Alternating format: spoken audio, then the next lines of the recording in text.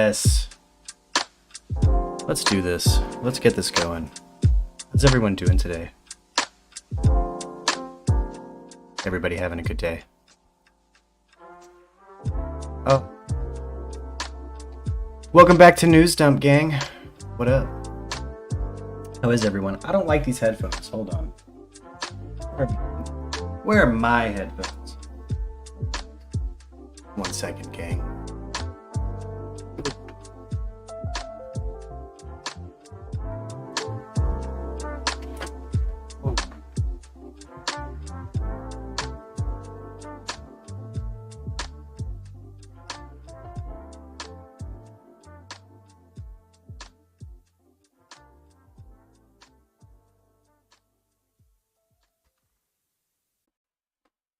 All right, hold on. Here we go. What up, Graf? How you doing, bro? How's everyone doing today? There we go. Hear things a little bit better. Oh. Man, it's been a rather chill day for me so far. I've noticed everybody rolls in a little bit later on News Dump now that COVID's over and everyone's back to work, it would appear, so maybe I'm not going to be doing, unless I have to work, I probably won't be doing the 7:30 a.m. stuff like I used to. But pile on in here. How's everyone doing? How is everybody doing? Oh. Let's see, that's my YouTube history.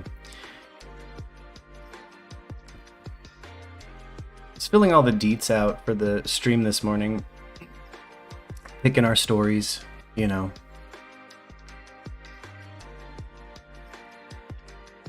Oh.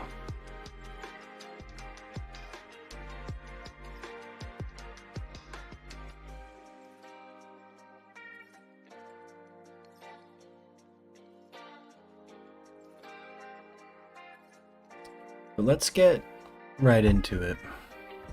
Let's just pop right into the first story I have up, which is the housing shortage. Apparently, we got places actually reporting on a housing shortage, so let me load this up. Boom. Okay.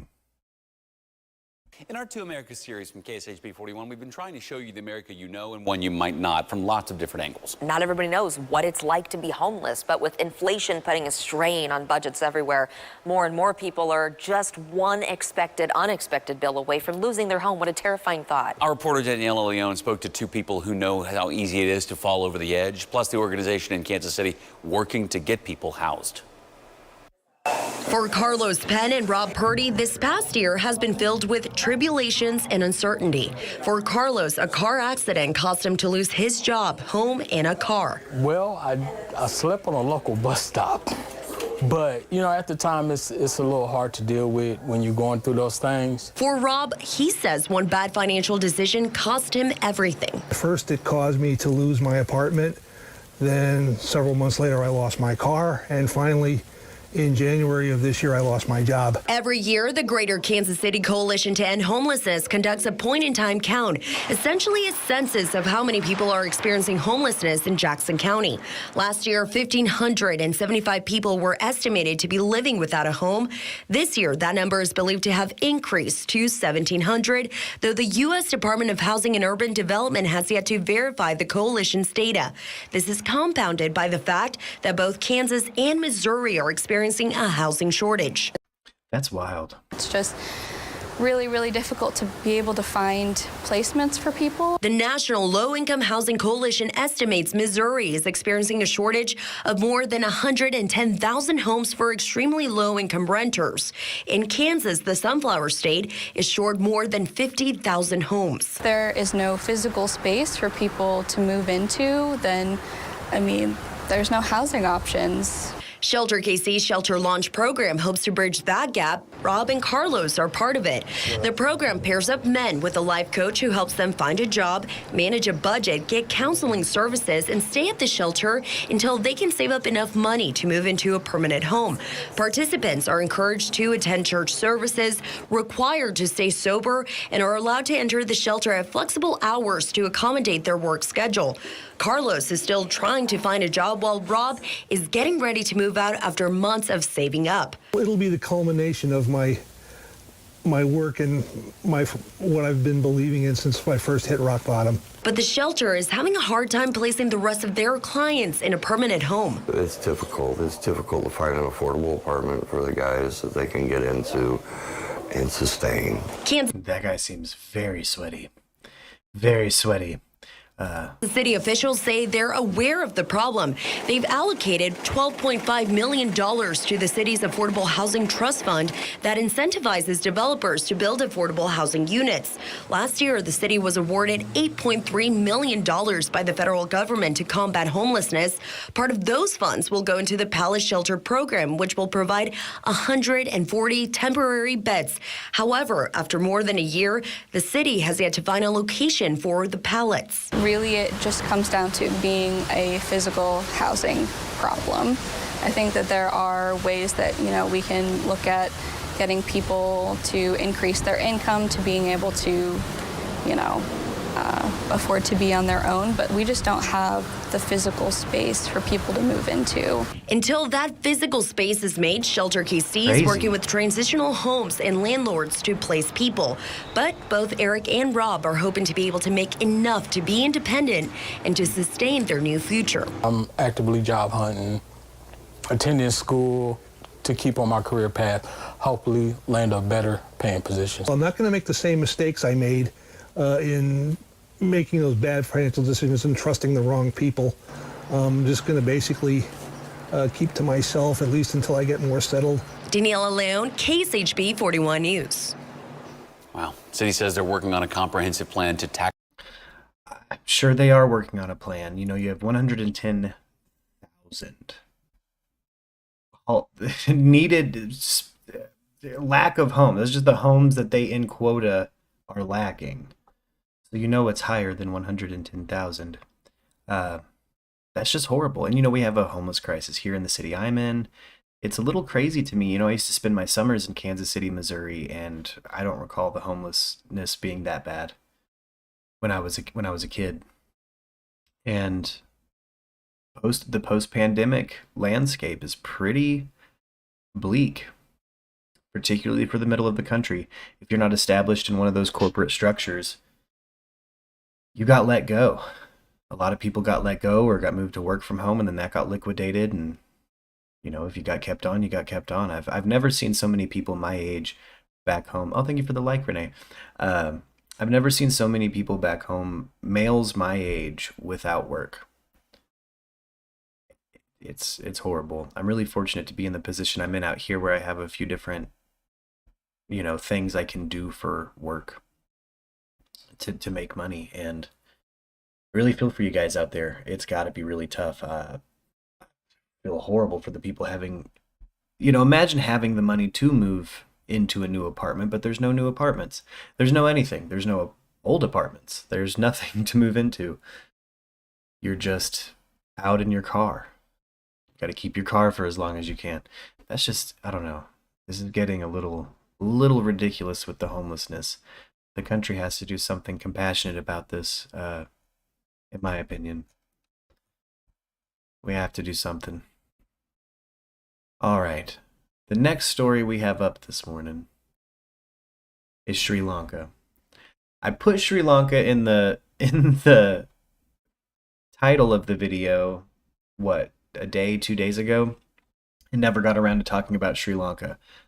But it looks like the president has, amidst protests in Sri Lanka, the president has fled.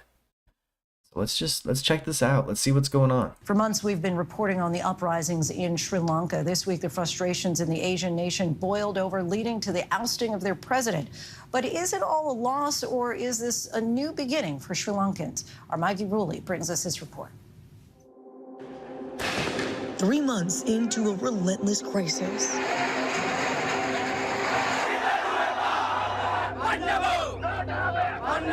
The sounds of piano keys.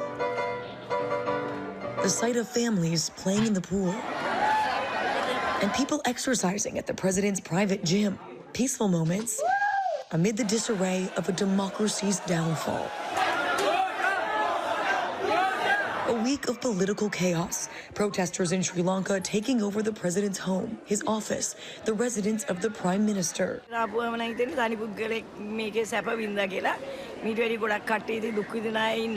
Fed up, angered by the country's worst economic crisis since its independence from Britain in 1948. Oh, wow, okay. Protesters demanding both the president and the prime minister step down immediately. We trust politicians and we lost everything that we have. We are stay here until they resign. President Gotabaya Fight the power, guys, part yeah. of a family that's dominated Sri Lankan politics for decades, fleeing to the Maldives. ආණ්ඩුක්‍රම ව්‍යවස්ථාවේ 37 එක වගන්තියේ යටතේ අතිගෞරව ජනාධිපති ගෝඨාභය රාජපක්ෂ මහතා දිවයිනෙන් බැහැරව සිටින බැවින් එම ධූරයේ කටයුතු රාජකාරී ආවරණය කිරීම සඳහා අග්‍රාමාත්‍ය රනිල් වික්‍රමසිංහ මැතිතුමා පත් කළ බව මට දන්වා සිටියා. Oh, he's called his prime minister to carry out his duties and bailed to the Maldives. Protesters clashing with riot police in the streets, escalating violence in the capital city of Colombo. Whoa. They demand the immediate departure of the prime minister, now interim president, who has declared a nationwide emergency and announced a curfew in the capital. A nation that once had a promising future, high levels of education and a solid middle class falling into pieces. Inflation levels reaching a record of 54%. Whoa, our inflation is at 9. Could you imagine 54%? Their middle class has been demolished. Yes, I bet it has to be sickening to see, you know, just your politicians living in opulence while everybody else is on the streets and really fighting for money or food. A $7 billion debt leaving the country unable to pay for imports of food, fuel, or medicine. Whoa. And what is left is increasingly unaffordable.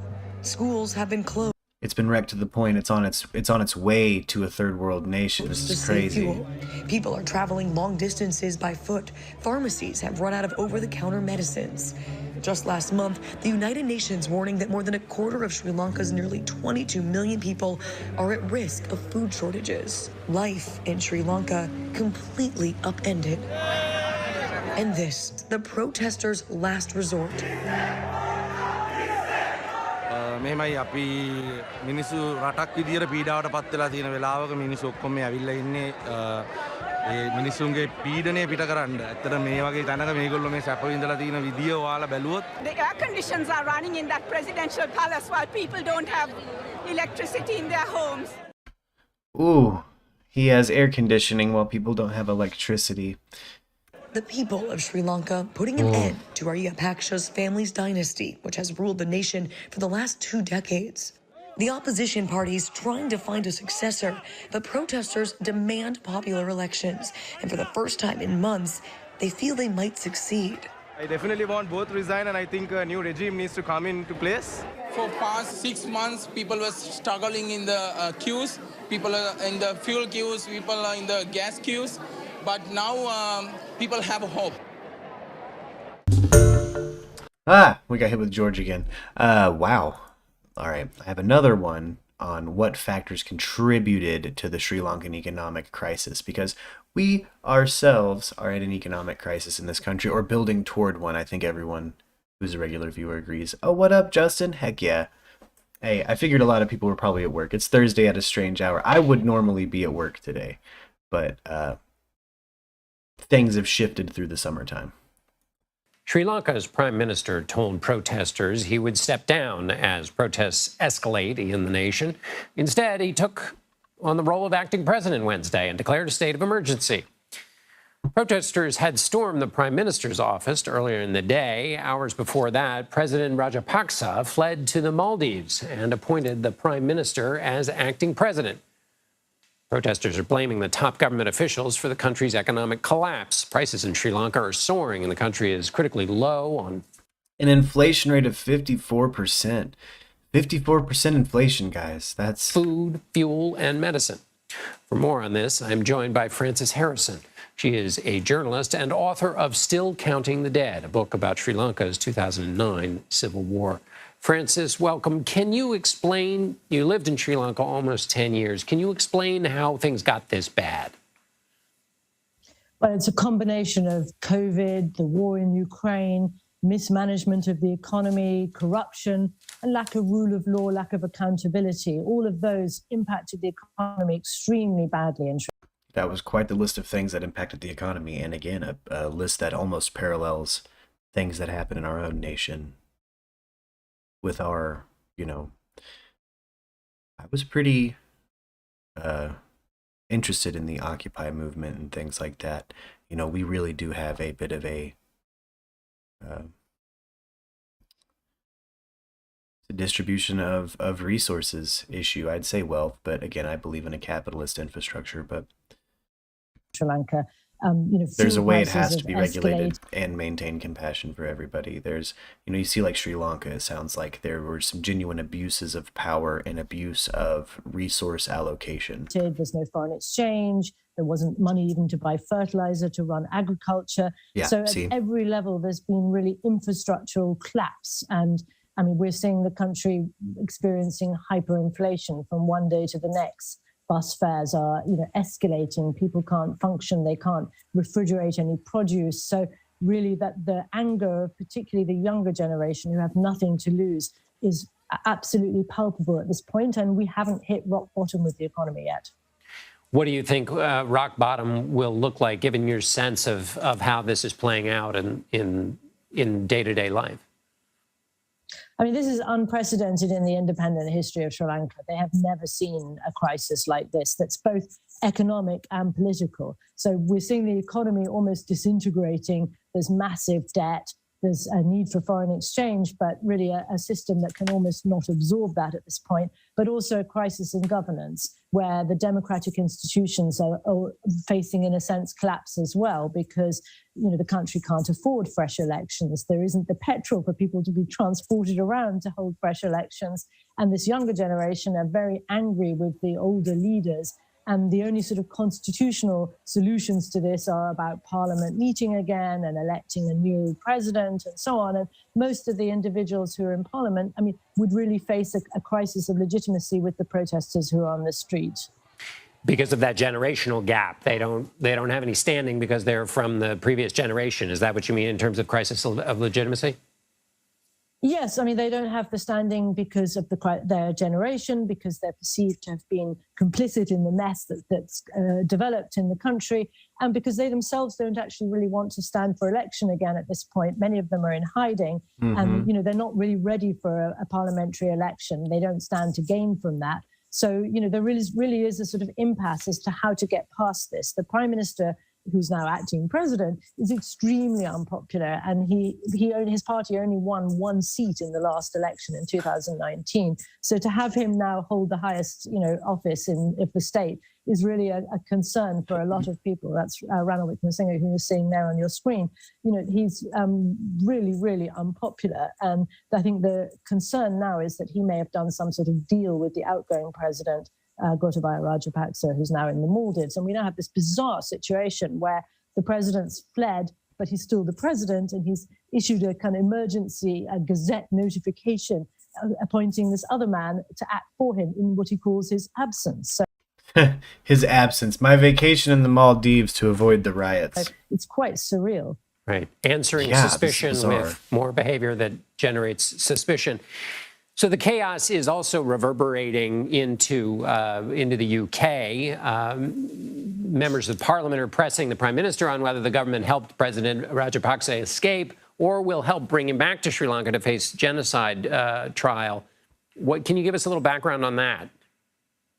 Well, that's obviously members of Parliament in the UK who are influenced by the Tamil diaspora here. And obviously, Gotabaya Rajapaksa was the Secretary of Defense during the end of the civil war in 2009 in Sri Lanka, and he's alleged to have been in command responsibility when war crimes and crimes against humanity were committed in that, or allegedly committed in that period in Sri Lanka. So the Tamil population in this country, has been pushing their members of parliament to, go forward and to take action on this. That doesn't mean that the UK government and our Foreign Office will actually follow suit on that at this point.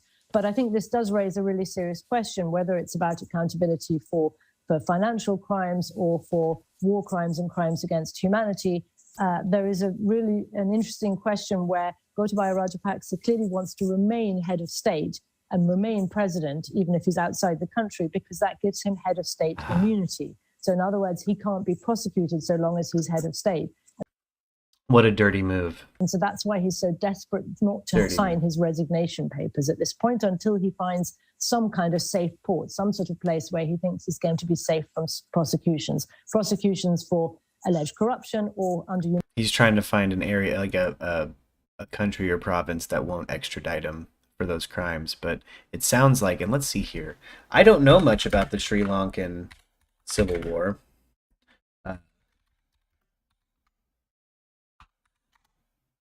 That ended in 2009. A brief look at this is from 3 years ago, so yeah. As he said, Sri Lanka has witnessed years of conflict and deadly terror attacks. The civil war, which ended in 2009, claimed tens of thousands of lives over 30 years. But what led to the civil war in the first place? Here's a look back at some of the most ghastly attacks that Sri Lanka has witnessed. Oh, goodness.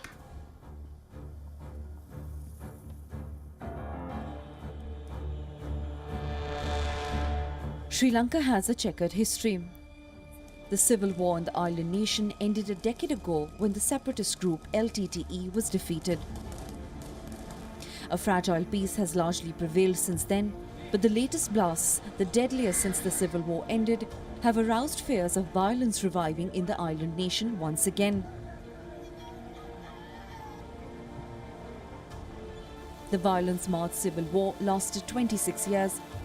But when were the seeds for this protracted violence sown? The beginning of the conflict can be tracked back to the British colonial rule. The Tamil minority, comprising just 11.9% of the population, were handed over most of the political power as the colonial rule ended. This was not to go down well with the Sinhala Buddhist majority, which formed 74.9% of Sri Lanka's population. The Sinhalese felt their identity was threatened with the Tamils at the helm of the state. Oh, so this caused a cultural divide. I know both, both sides. I've worked for both sides of this situation here. I've known Tamil people, really nice Tamil people, and I've known Indian or Sri Lankan Buddhists. I used to work at a predominantly Indian and just Eastern and Asian apartment complex that, we housed a lot of people that were here on work visas and stuff like that. The dynamics changed gradually. Sinhala became the national language in 1956, Indian. I love leading Indians. to a systematic exclusion of non-Sinhala speakers being excluded from public service. Hundreds of thousands of Tamils lost their jobs. The community was left seething with a lack of opportunities. The growing sense of disillusionment among Tamils prepared ground for a separatist Tamil group, the LTTE, to emerge. The group became the strongest of all rebel groups based on its unwavering demand for a separate Tamil homeland. Tensions ran high between the government and the rebel group in July 1983, leading to a full-blown civil war. In a massive anti-Tamil pogrom that followed, Tamils were hunted and slaughtered. Some reports claimed that thousands of Tamils were killed. Thus began the spate of attacks by the LTTE. The group carried out a slew of brutal suicide attacks in the 90s. In 2005, the Sri Lankan government stepped up its campaign against the LTTE. Final victory over the group was announced in 2009, but not before 100,000 lives were lost over 3 decades.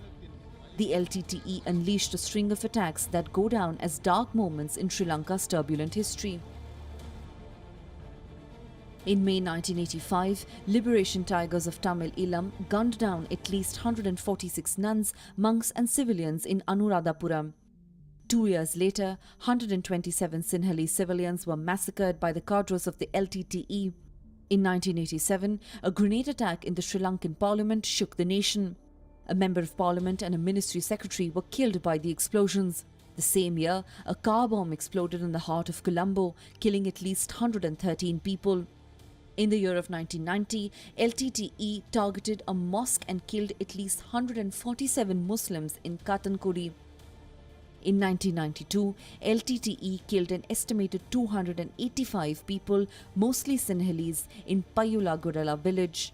In 1996, at least 91 people were killed after LTTE rammed a bomb-laden truck through the main gate of the Colombo Central Bank. That's horrible. This country's Sri Lanka's never been In 2006, stable, LTTE like. rammed It's a horrible. bomb-laden truck It's against so bad a for these convoy of people. 15 military buses, killing at least 120 sailors. Sri Lanka has come a long way since the decimation of the Tamil Liberation Group, but the latest attack establishes one thing. While the civil war may have been over, the conditions that plunged Sri Lanka into years of fighting are yet to be dealt with. Bureau Report, WION, World is One. Okay, there's a little background on that. Again, I had no clue. I when they said Tamil diaspora, I said, what? I was a little confused. I wasn't aware of this history in Sri Lanka of the Civil War. I guess, call me an ignorant Westerner, but that I had no clue it was that bad. It looks like things are devolving again, unfortunately. And, it's just the worst. Just the worst. While we are talking about news over on the other side of the world, our president, Joe Biden, I wish I had a boo. I don't have a boo thing. I just have this little no sound on the soundboard. So, the husk of Joe Biden is going to be meeting with the crowned Saudi prince. Let's check this out. Tonight, President Biden touching down in Israel, the start of his first trip to the Middle East since taking office. What up, motherland? Woo! Shout out Israel. Smiles, fist bumps, and warm words with the new Israeli prime minister. But still to come for the president, a more difficult meeting with a leader whose kingdom he once condemned as a pariah. Saudi Crown Prince Mohammed bin Salman, better known as MBS. The 36-year-old is the de facto ruler of Saudi Arabia.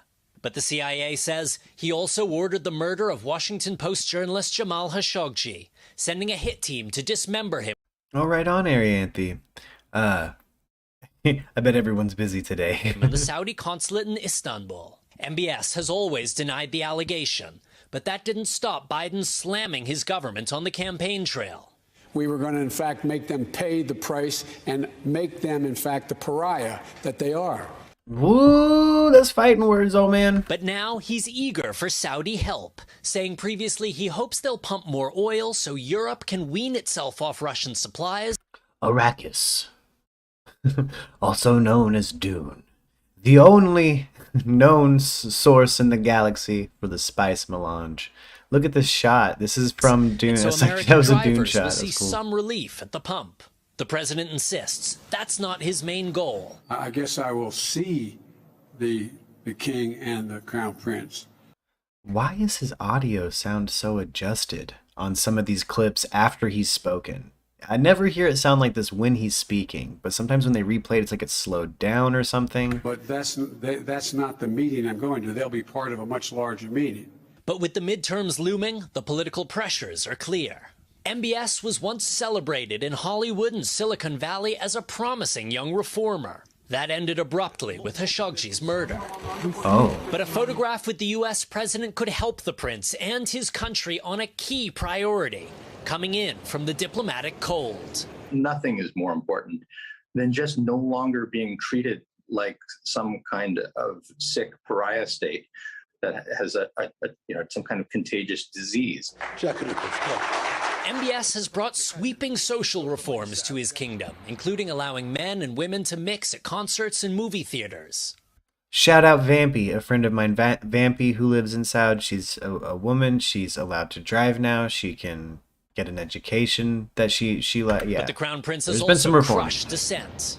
Lujain Al-Hatlul, an activist who campaigned for women's right to drive, says she was imprisoned and tortured by Saudi authorities, a claim the government denies. What? Big picture, the Crown Prince is a tyrant, a modernizer, both?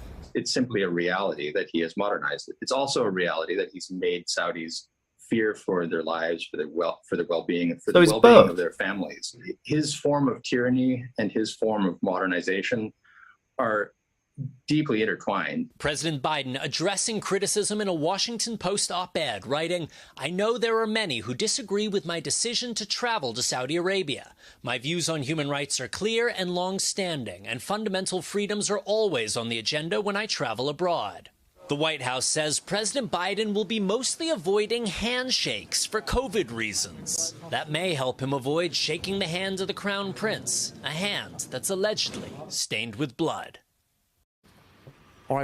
Like every U.S. politician's hands are stained with blood, too. He's been a sitting president for more. He was a VP, so I'm sure Biden's got his own bloodstains. Raf joins us now from Jerusalem. Raf, I know the White House is saying the president is avoiding shaking hands because of COVID.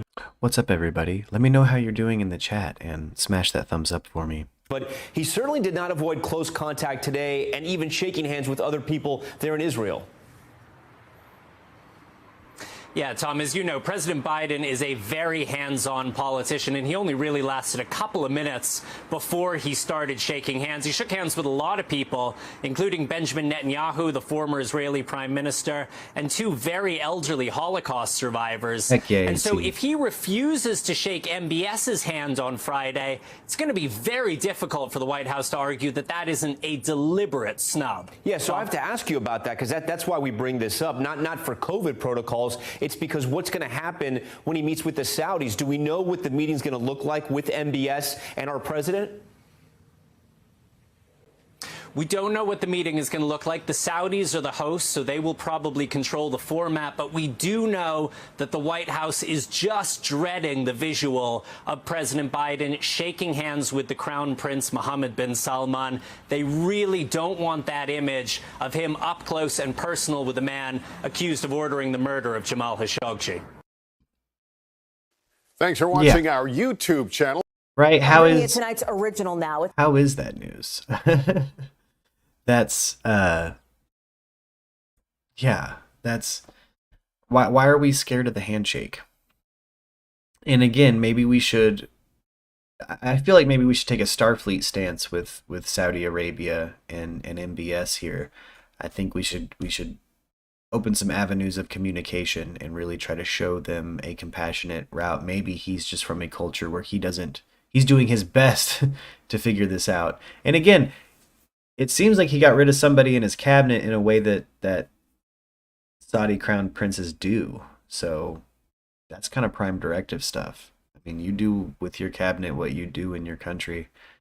I don't know how it works over there, but to make it out like both of those people don't have blood on their hands. On the other side of the... All right, we're popping, bam, back over to America, guys. Popping back over to America. Southwest Virginia flooding leaves 40 people unaccounted for.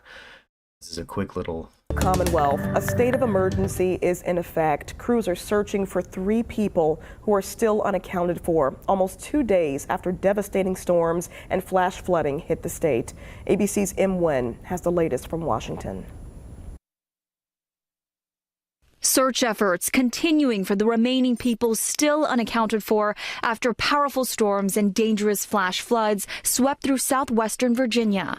Officials making progress, though, locating dozens who were unable to be reached after flash flooding tore through the region Tuesday night into Wednesday. Houses in the road, and it's just a mess. 6 inches of rain had fallen in just 90 minutes in Buchanan County. Water that night seen gushing through the streets. These cars sunken and flooding, the governor declaring a state of emergency. We were stranded in the house. The water kept coming up. Now, more than 100 homes damaged. This pickup hanging on a riverbank, its windshield shattered. Many roadways blocked by these houses that just, you know, swept clean off the foundation. Landslides and areas near bridges washed out. And it's a little community right here. People lost everything. Several communication lines also knocked offline, adding to the difficulty of the search and rescue.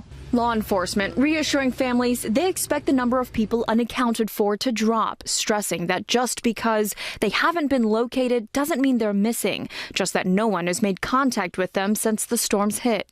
Officials say there are no confirmed deaths.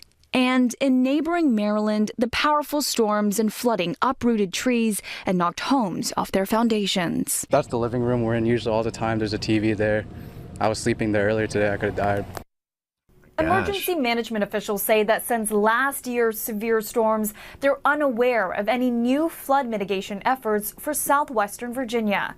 M. Nguyen, ABC News, Washington. That's crazy. They need to do something about okay, so they had floods before and they didn't do anything about it. There's nobody to work the jobs to dig the, I don't know, levees, trenches, however this works. However it would work to keep the flooding from that area as bad. I know there's something they can do in their infrastructure to make that go more smooth. Parts of North Texas are finally getting some rain. It's been a little rainy here, actually, out in the desert. Monsoon season is starting to pick up a little bit. Thank goodness. Tarrant counties at 1:04 p.m. Central. That was just a live weather cam. All right, let's see.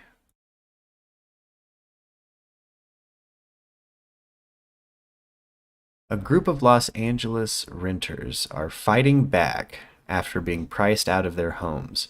I'm going to touch back on the housing shortage we've been having. And infrastructure issues. Interesting, all of this paralleled with Sri Lanka, who has collapsed because of the lack of with in-depth reporting on a topic action from their government. You know, we started this show with what? Inflation, right? Costs going up for a whole bunch of things, from gas to groceries to the dentist visits you might do. It's bananas. And rent is not an exception to that. Those rents all across the country, they're going up. Something like 30% Straight up, in Cincinnati and Seattle, by 50% in Austin. And you know who that's particularly tough for? People living on fixed incomes. People like maybe your parents or your grandparents, seniors. A group of renters in LA, including some of those seniors, are now fighting back after a pretty unique set of circumstances priced them out of their homes. NBC's George Solis explains. Home to nearly 30,000, Los Angeles' Chinatown is a gateway to the past, but not immune to present-day pressures like a higher cost of living. I have the rent increases for over the years, starting this one, 2004. At first, the rise in rent was modest, like the apartment Alejandro Gutierrez has called home for the last 26 years. 2007, 835, and so on. 2008, 883. Still nominal increases. Yeah. Then, in 2021, what was there, Arianthe? You couldn't find anything to rent in Eureka? Oh no, there was not. What did you find?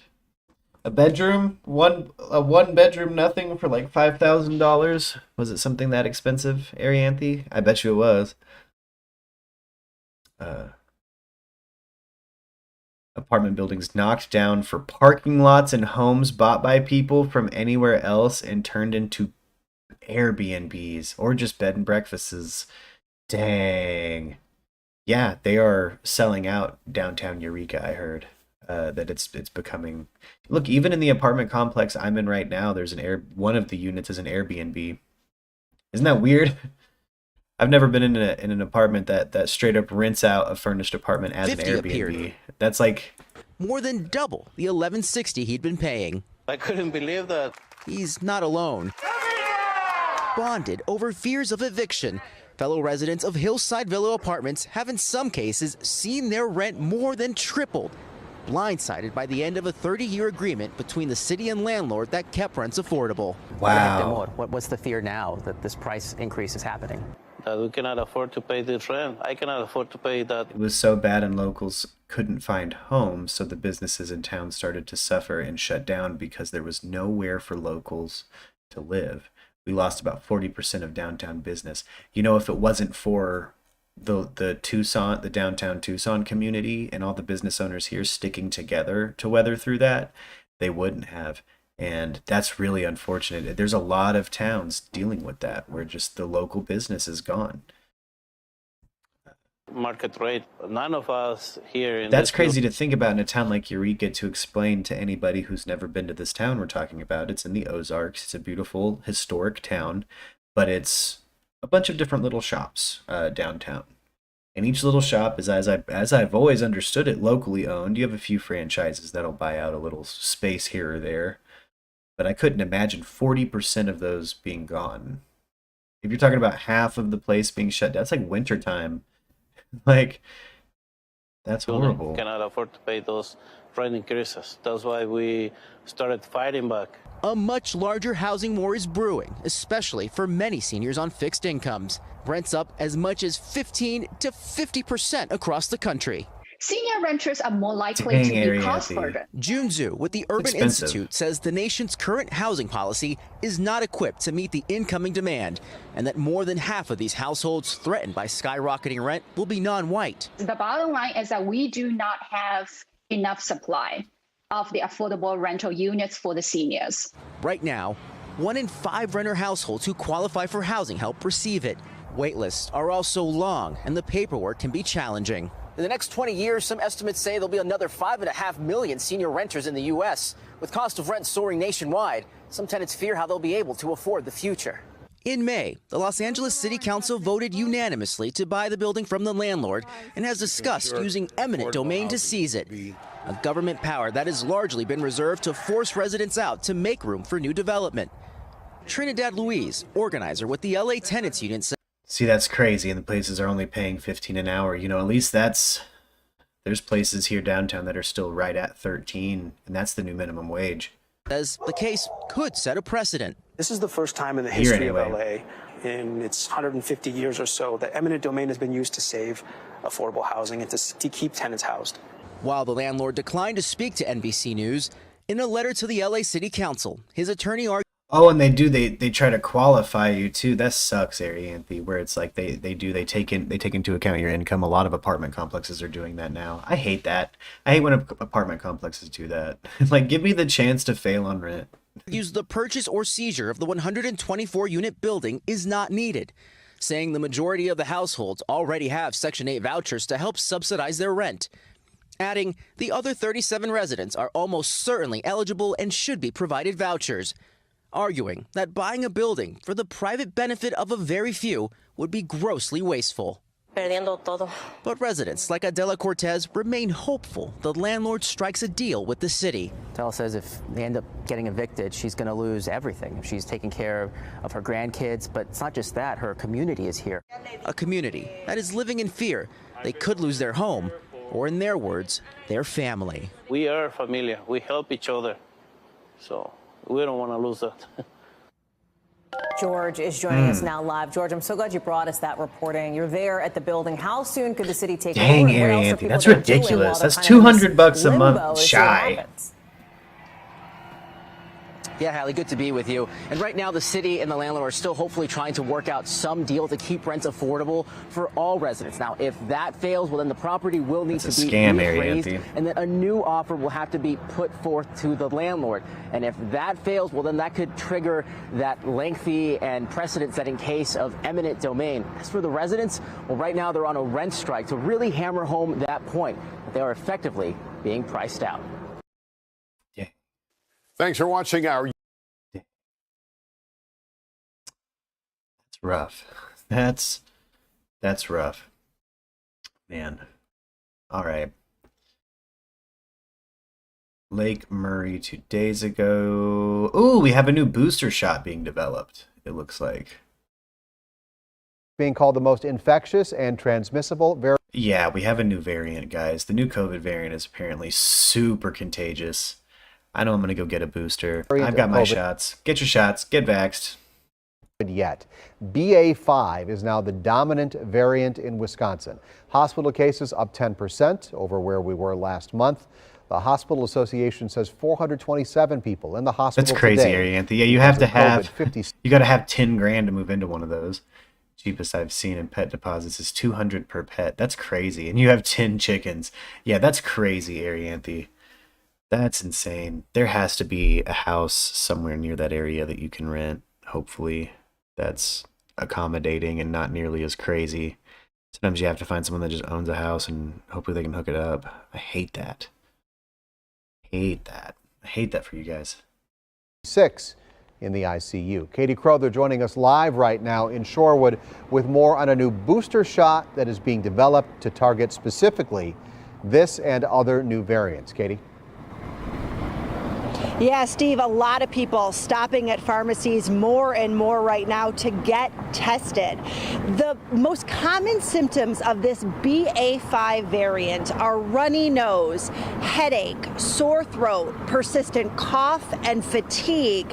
And really the main concern is this BA.5 variant really appears to evade protection from vaccines or a previous COVID infection more than any other variant we've seen at this point. So it'll just hop into you. More people are getting. Watch out for BA.5. What's the name? What's that? What do you think that's in? Let's call it Badass 5. It's Quattro. COVID-19 even after being vaccinated and boosted. Developed a fever, like 102. BA5. Is it Quattro? It's not BA4. It's BA5. And exhaustion that I have never experienced. Talia Mendez is one of them. I have to wait 3 months before I can get the 4th boost. Strong believer in science. With each new variant, the battle to get control over COVID can feel more daunting. My thing is, well, when will it stop being on the rise? It keeps going up and down, up and down. You just want. No fever? See, that's crazy. That's crazy. O'Graff has been in his house for 20 years, and if something happens to the owner who's pushing 90 and one of her kids or grandchildren take over, oh, you're screwed. I'm sorry, Graff. Yeah, that gets scary when you have a deal with, specifically the landowner themselves, and you don't know what's going to happen to the land after they go, if they're elderly. I'm always tired. I've had better energy levels lately because I've cut down sugar, and so I'm not crashing all the time. Wanted to end. But I definitely don't want COVID again. That COVID lethargy is serious. But I don't know how I would know if I have it if I don't have a fever. This is weird. A new booster shot specifically targeting COVID-19 variants BA4 and BA5 is on the way. Pfizer says it could be distributed by October. The FDA estimates that Omicron-specific boosters from Pfizer and Moderna will be available this fall. Is it even better than the booster we have right now is going to be a question. Dr. Dan Shirley, the medical director of infection prevention for UW Health, says while there's no data yet on whether there will be a dramatic difference in protection between additional boosts of the current vaccines and new Omicron-specific shots, there is data showing current vaccines work to prevent severe illness and death. So don't wait for the new version to get boosted, especially as cases rise. If you're eligible for a shot, now is the time to protect yourself. As for the science to get COVID under control, Dr. Shirley says trust the process and stay the course. It feels like right now that we're going to have endless boosters every 3 months or something like that. That's not the long-term goal. We're kind of trying to catch up and get over these humps, but we're still in the thick of it right now is the problem that we keep when people actually get vaccinated. Surges.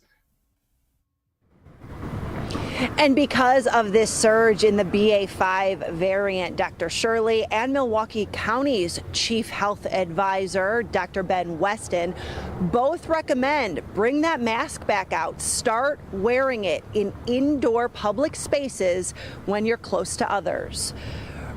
That's what I'm wondering, Arianthe, is do these tests detect it? Because I was feeling sick the other day and took a test and it was negative, but that's strange.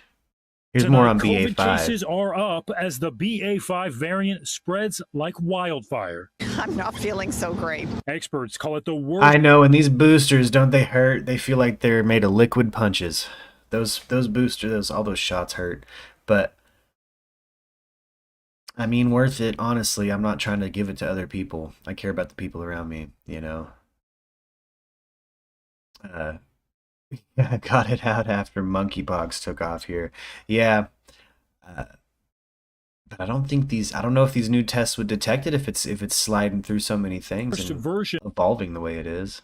Of Omicron, yet now the dominant strain in the U.S., according to the CDC. It's not only more vaccine resistant, but it's also more highly transmissible than other versions of coronavirus.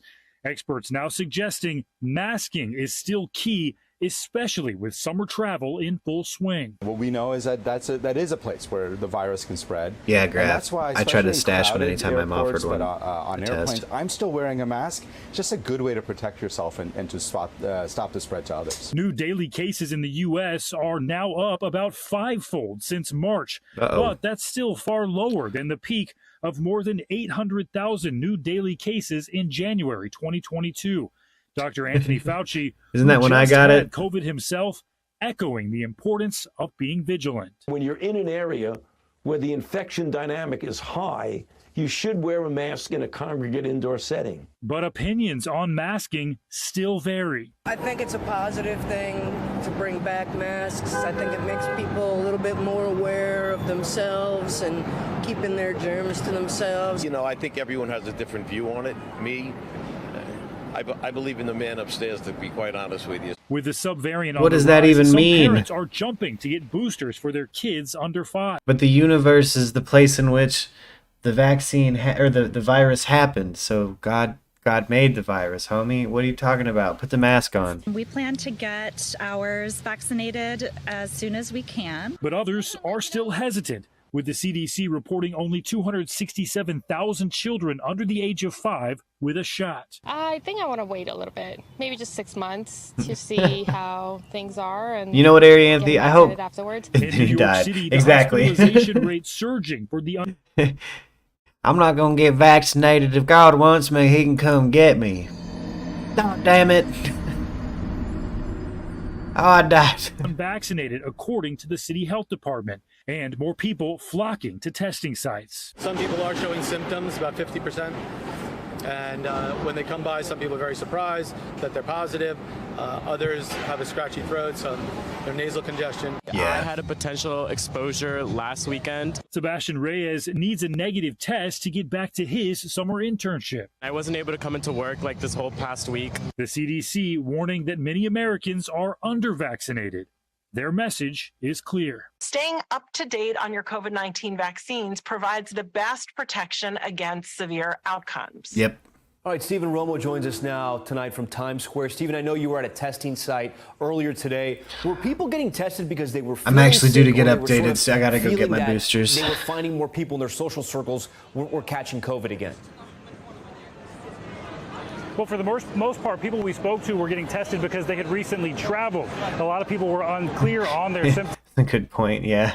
Extreme Christians and New Agers will be our demise and not in the way that we want. Yeah. Very fair point. Just feeling a bit sluggish, so just to be on or not in the way side, they want to would be, encounter excuse one of me. These testing site Yeah, tents that we that's see hilarious. here in areas like Times Square, just to be sure that they weren't carrying COVID with them right now. There is a lot of concern over that spreading subvariant, Tom.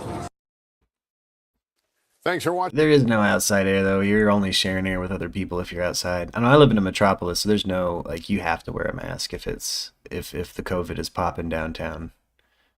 I haven't been wearing a mask recently because I didn't really think about BA5, but I might start throwing that sucker back on. A new coronavirus subvariant, BA5, is fueling yet another wave of COVID infections across the globe. This week, the CDC said BA5 is now the dominant. But I don't have the luxury of personal space when I commute, even just across the street to work. What up, Debbie? Dominant strain in the U.S., accounting for more than 60% of cases. And as William Brangham explains, it is the most transmissible variant to date. Judy, BA.5 has proven to be a very wily variant, able to, at times, slip past some of our current defenses, the protections we get from vaccines and from previous infections. This is driving a lot of reinfections, even among people who recently had COVID. According to the CDC, almost 90% of the country lives in an area with high levels of transmission. On top of that, the U.S.'s booster campaign is lagging. Word graph. Just 1 in 3 Word. eligible Just a people hermit. have gotten I feel their you. first, and just 1 in 4 have their second. So what does BA.5's dominance mean for our ongoing fight against this virus? For that, I am joined again by cardiologist Dr. Eric Topol. He's a professor of molecular medicine and founder and director of the Scripps Research Translational Institute. Dr. Topol, great to see you again. Oh, no. BA.5 is here. Some Take a people load have off, been Debbie. Come arguing, hang out. Well, it doesn't seem to be that deadly. We're talking about BA.5. Badass Cinco. And doesn't seem to be driving that many The people badass into the variant. hospital. Is there some comfort to It makes you feel dope. I'm kidding. That's be a taken wish. in that? Is that true? I love that It is SNL indeed bit. true, William. The point is we have an immunity wall from all the prior vaccinations and infections and those combinations and boosters. So it isn't having the effect that we saw with the first Omicron, BA1. The problem with all the added mutations that the BA5 has on top of what was BA1 and 2 and 2.12.1, it has more mutations, which basically makes it an escape artist. That is, our immune system doesn't recognize it like we did the previous versions of the virus. And that's why some people who have had BA1 in January, February, are getting BA5 here in July. So this reinfection is a very significant signature of immune escape. It's the most reinfections we've seen since the beginning of the pandemic because it's the most immune escape of any variant. So how should we be approaching this? I know you have been, in particular, very critical of the way the CDC has been responding to this. What ought we be doing that we're not doing right now? There's a lot we can do more. As was emphasized in the briefing yesterday by the White House team and CDC and NIH, we have to get the boosters way up from where they are. The high-risk people over age 50, only 1 in 4 in this country have had a 4th shot. And of all Americans, only 1 in 3 have had a booster at all, which is ranked 67th in the world, William, below countries like Sri Lanka and Rwanda, Iran. I mean, it's really embarrassing. I mean, we were the ones that manufactured, validated these vaccines in record time, and here we are not using this as our protection. And that's also because we're crazy. We'll make stuff and sell it, but we're like, no, that's for that. We should. Yeah, Americans are we're ridiculous. We are ridiculous. CDC about our isolation periods. If anything, where they say we'll hear that Russia's making a vaccine, and we're like, no, we're gonna beat you to it, but we're scared of it because also our deep state beat you to it. Like, we beat you to it, so hoorah, America, but also the deep state did it, so we're not going to take it, but we did beat you, Russia, but we did beat Russia. We're weird. We're such a weird country. Say 5 days and you're good to go if you don't have symptoms. If anything, with BA5, it may well be extending, but the median infectiousness after COVID is 5 days. Not 5 days isolation, that's the median. So we are to send people out after 5 days. The CDC is the really Florida of that. the world. Still yeah, we really are. The CDC American man. counts fully vaccinated as 2 doses. And for a year now, we've known the importance of boosters, even back to the Delta variant. And it's never been the principal message, a life-saving potential for people at risk, especially by the CDC. Help me understand what we ought to think about this drug Paxlovid. It didn't turn out to be a preventative, but it did show promise in stopping people who were infected from getting very, very sick. But there have been a lot of subsequent complications about it and slow rollout of the use of that. What do you make of that drug?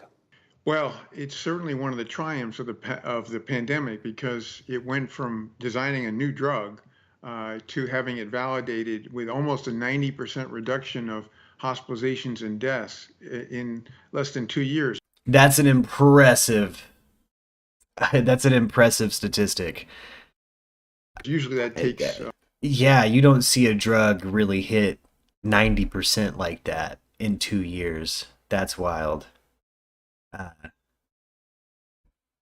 12 minutes left, Arianthe. Let us know. Let us know how it goes. Many years. And so it was very high velocity. Let us know how your test turns out. Now, the problem is what wasn't seen in the trials is being seen now is this frequent rebound where people take it for 5 days, they get much better, and then a couple of days later, it starts back up with another, all the symptoms and infectiousness.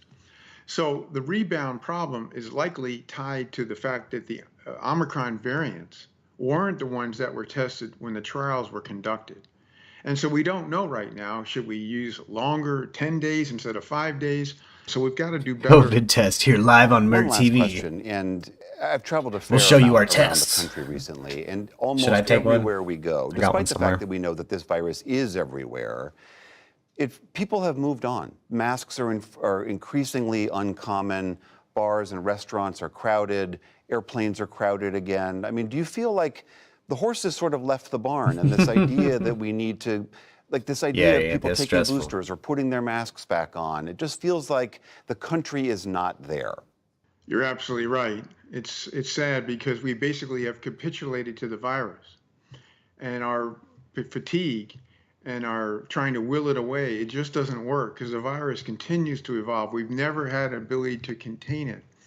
So it's very likely things will get worse because of our unwillingness to try to keep up our guard. You either have to go aggressive, which we're not, or you surrender, which unfortunately, largely, we are.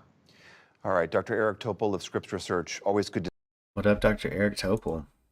Thank you for kind of that little catch-up. All right. The Branch Covidians, yeah, there are some straight-up, like, anti-COVID, like some COVID denier cultists, conspiracy cultists, and they're as bad as cultists. Walk around looking for confirmation bias. I'm going to take a quick break, gang. That was the first hour of the news dump today. We're going to come back and talk about everything that's triggering in the second hour. Stay tuned. Check out pillar.io/MURKradio. Smash that thumbs up. I'll be right back. Again, here's Enigmatic Night by Abstraction. Enjoy these tunes.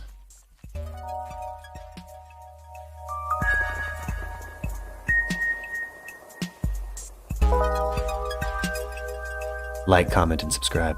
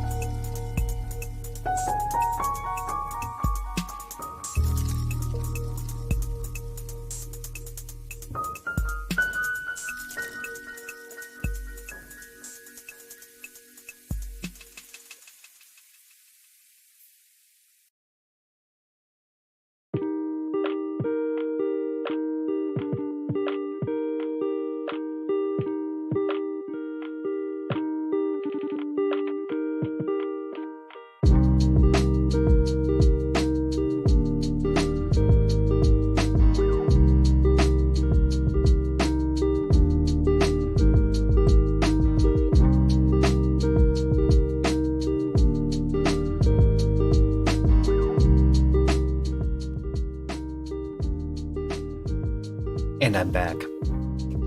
Alright, guys. This song is Velocities by Sleepy Fish. I like it a lot. It's from the chill hop year mix of 2020. Anybody wants to check out that album? Really good chill hop blend. You guys know I like my lo-fi. Okay, so we're in the second hour of the news dump for today. So trigger warning. All the trigger warnings. We're gonna talk about violence, police brutality, triggering things, crime, true crime, the truest of crime.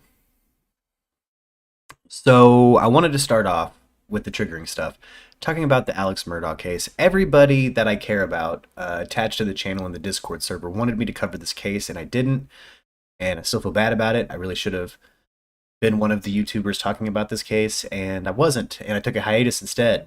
So, and now I'm reaping the the negative results of that hiatus here recently. But let's get into it. And if I have to refresh myself, we'll watch some source material about the Alex Murdaugh case. I forget the details. I just know he's in the headlines this morning. But I know there's some homicide involved. And again, I'm going to say it twice. Trigger warning. We now save the trigger warnings for after the first hour. So here we go. Saga continues for a disgraced lawyer, Alex Murdaugh, and his continuing on his court cases there and what we are expecting coming later this week. Let's join us right now by Fox's Jonathan Siri with the very latest. Jonathan, thanks so much for joining us here on Live Now from Fox. Yeah, my pleasure, Mike. It appears that there may be more indictments in the case of Alex Murdaugh sometime this week, possibly as early as tomorrow. Sources are telling South Carolina-based Fitz News that investigators with SLED, that's the state law enforcement division, are scheduled to present evidence to a grand... We're not SHIELD, we're not SWORD, we're not Hammer, we are SLED. Jury on Thursday, evidence that apparently implicates Alex Murdaugh in the June 2021 shooting deaths of his 52-year-old wife Maggie and their 22-year-old son Paul. Those shootings occurred on the family's 1,700-acre hunting property. SLED would not confirm this, but an attorney representing Alex Murdaugh tells Fox News, quote, "I am aware that SLED advised the family that they intend to seek murder indictments from a grand jury later this week," end quote. Murdaugh already faces dozens of criminal charges related to various financial schemes. He admitted to pocketing more than $4 million in settlement money that he owed the family of his housekeeper, Gloria Satterfield, who died after falling on the steps of the Murdaugh family home. Whoa, so he also screwed over his old housekeeper's family? This guy's horrible. Back in 2018. Now, Murdaugh is no longer allowed to practice law. The South Carolina Supreme Court officially suspended his or permanently revoked his license. In other words, they disbarred him yesterday. Mike, back to you. Yeah, it's something with this case, Jonathan, and just how many different twists and turns have come since we first learned of this case, and now it looks like it is going to go into a whole different area soon here with these charges expected. Yeah, absolutely. You know, in isolation, any one of these cases associated with the Murdaugh family would be a major news story. But the fact that they're all combined together, it's just this long line that never seems to end. People are in disbelief. Debbie, it makes sense for you to refuse vaccines, though. You are like me. We are immunocompromised. We have chronic health issues. The vaccine, especially, like any new medication, if they make a new type of Tylenol, Debbie and I probably shouldn't take it. I took a major risk getting the vaccine. I snuck around my original primary care physician's directives to get the vaccine. So Debbie, I'm not talking about you guys. I'm not talking about the camp with the actual chronic illnesses, us people who are immunocompromised. I'm talking about you healthy people out there, you chads in your cargo shorts walking around with your flip-flops, no mask on. You frat boys, go get your damn vaccine. Quit living like Sublime fans, like it's 1998 and you're in the back of a truck near the creek. No, go get your vaccine. Like, I'm not talking about us, Debbie. Like, Same with the legalization of marijuana. Before I was chronic, before I had a diagnosis, and before I fell ill when I was a young man, I didn't care about legalization for me. I cared about it for the older people I knew who were potentially committing felonies, just trying to manage their pain without opiates. In the early 2000s, in particular, where I'm from, everything was opiate driven. If you had any pain, you stub your toe, you go to the doctor. They're like, here's some oxycodone. Like, dude, we don't want OCs for stubbing our toe. This was so same kind of thing in my mind there, Debbie. Like, you and I, we were told specifically by our medical professionals, people who went to school for a really long time to be able to measure a body and give that advice. We were told by our, you're told no. You probably shouldn't. A once prominent lawyer who comes from a family of lawyers. His father was a leading prosecutor in the same part of South Carolina where Murdaugh lives, as was Sorry, his back to grandfather Murdaugh. and great-grandfather. This was a prominent Let Debbie know I love within her. the legal profession. And so when his life started slowly spiraling, many people were in disbelief. But now suspicions are rising as announcement after announcement comes forward surrounding this family. In addition to this case involving the family housekeeper who fell down the stairs just before his death, Murdaugh's son Paul was facing charges connected to a fatal boating accident which led to the death of a 19-year-old passenger on board his boat. And so there. So wow, Murdaugh's just the worst. Like, he was an attorney in South Carolina that thought he could get away with anything. This guy just thought he could get away with anything.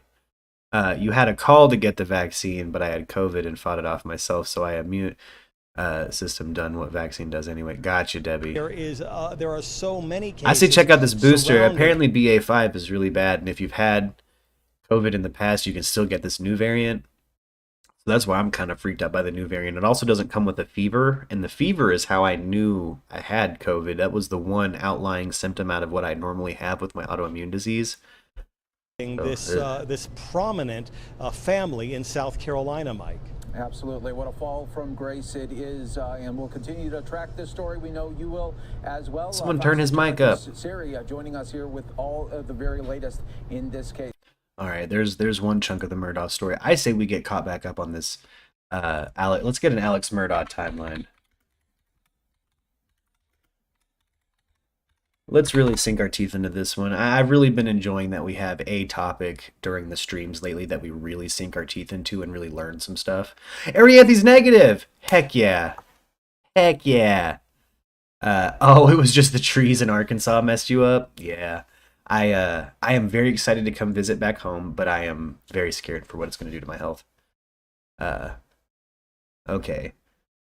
Video timeline. Murdaugh's 10 years spree of stealing $8 million plus. Okay, so this is from 3. Let's check this out. This looks like it's interesting. Indictments by the South Carolina grand jury allege that Alex Murdaugh embezzled more than $8.4 million in about 10 years. Say word? Questions remain.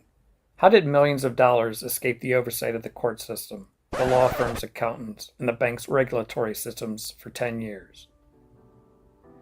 In 2011, 2 checks made out to Palmetto State Bank totaled more than $500,000. In 2012, Natasha Thomas has more than $350,000 stolen from her settlement proceeds. That's him, stealing Throughout settlement 2013, proceeds. Murdaugh pockets over $1 million from Arthur Badger, compensation Badger received after a car accident killed his wife and left him injured. He was stealing the settlement money from his clients. Whoa. We heard about the one case in that last video. I didn't know there was a timeline going all the way back to 2011.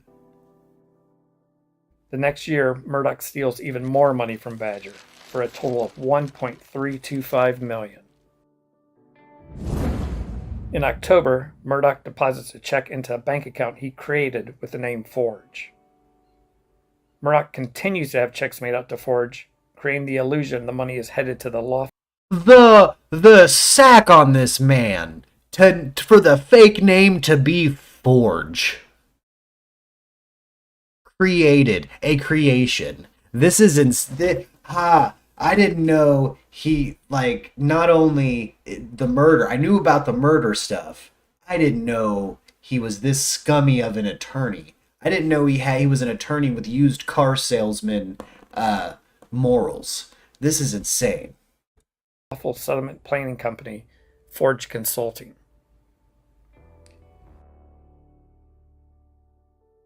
By November 2017, Murdaugh has embezzled $2.9 million.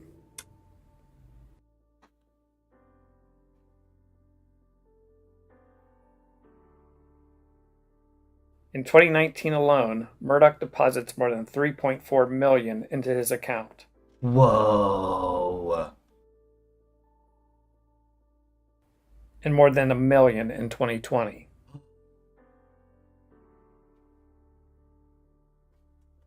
Real quick though, I forgot to hit the applause. Shout out Arianthe. She doesn't have COVID. What up, Arianthe? Hey, we're glad you don't have COVID. Anybody else who gets tests and they got a negative result, hit me up. I'll hit the applause for you. We'll cheer you. We'll cheer you on MURKradio. Murk TV. By March, Murdaugh has already embezzled nearly $1 million. Starting over. It wouldn't be until September when Murdaugh is accused of stealing millions of dollars from his family's century-old law firm, Peters, Murdaugh, Parker, Elsroth, and Dietrich, known as PMPED. He embezzled money from his family's historic firm. This is wow. Wow. Okay. Goodness. You know who we have up on the Murdaugh? Ooh, an analysis of the Murdaugh family mystery. It's our boy, Dr. Todd Grande. Yes! Of course Grande's covered this. All right. Guys, Todd Grande. Thank you, Todd Grande. He hasn't copyright struck me once. Today's question is, can I analyze the case of Alex Murdaugh and the Murdaugh family? Please. Just a reminder, I'm not diagnosing anybody in this video, only speculating about what could be happening in a situation like this. Heard. If you enjoyed this video, please like it, subscribe to my channel, and consider supporting me on Patreon. I will put the link. Hey, I don't have a Patreon, but you guys can support me on pillar.io/MURKradio. Link in description. Link to Patreon in the description for this video. First, I'll look at the background of this case. I'll move to the timeline of the crime, as well as various other incidents, then offer my analysis. The Murdaugh family has been described as a legal dynasty in South Carolina. Over 3 generations, a member of the family has served as the 14th Circuit Solicitor. This is a position that is responsible for prosecuting cases across 5 counties in southern South Carolina. The tradition started with Randolph Murdaugh Sr. being elected to the position in 1920 and serving until 1940, when he died.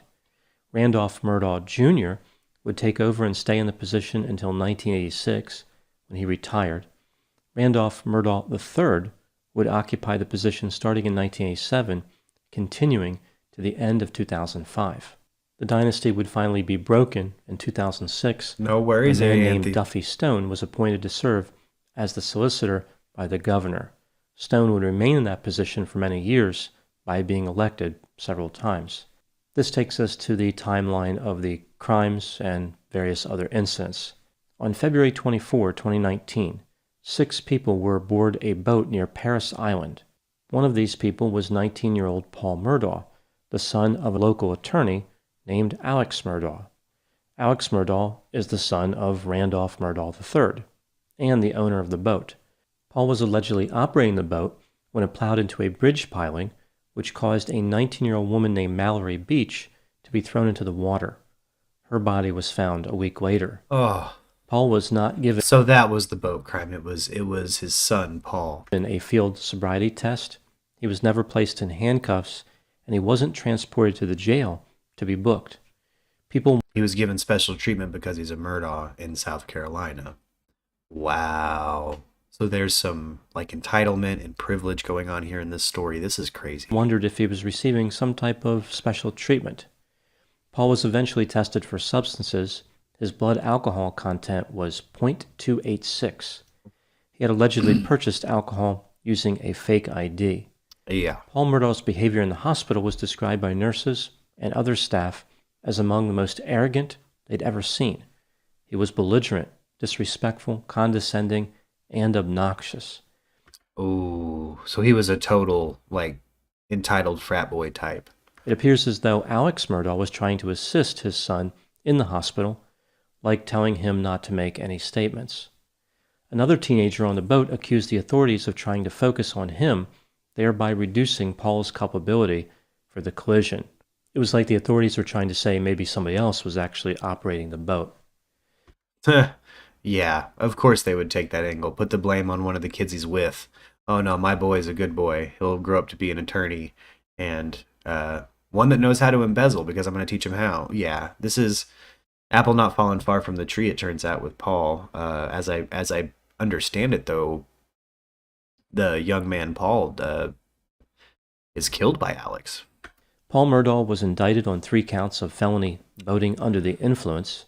He pleaded not guilty. Duffy Stone recused himself from this case. Now moving to June 7, 2021. At this time, Paul is 22 years old and has not yet been tried in the case. Alex Murdaugh called 911 at 10:07 p.m. and reported that he found his wife Margaret and his son Paul outside their home in Islington.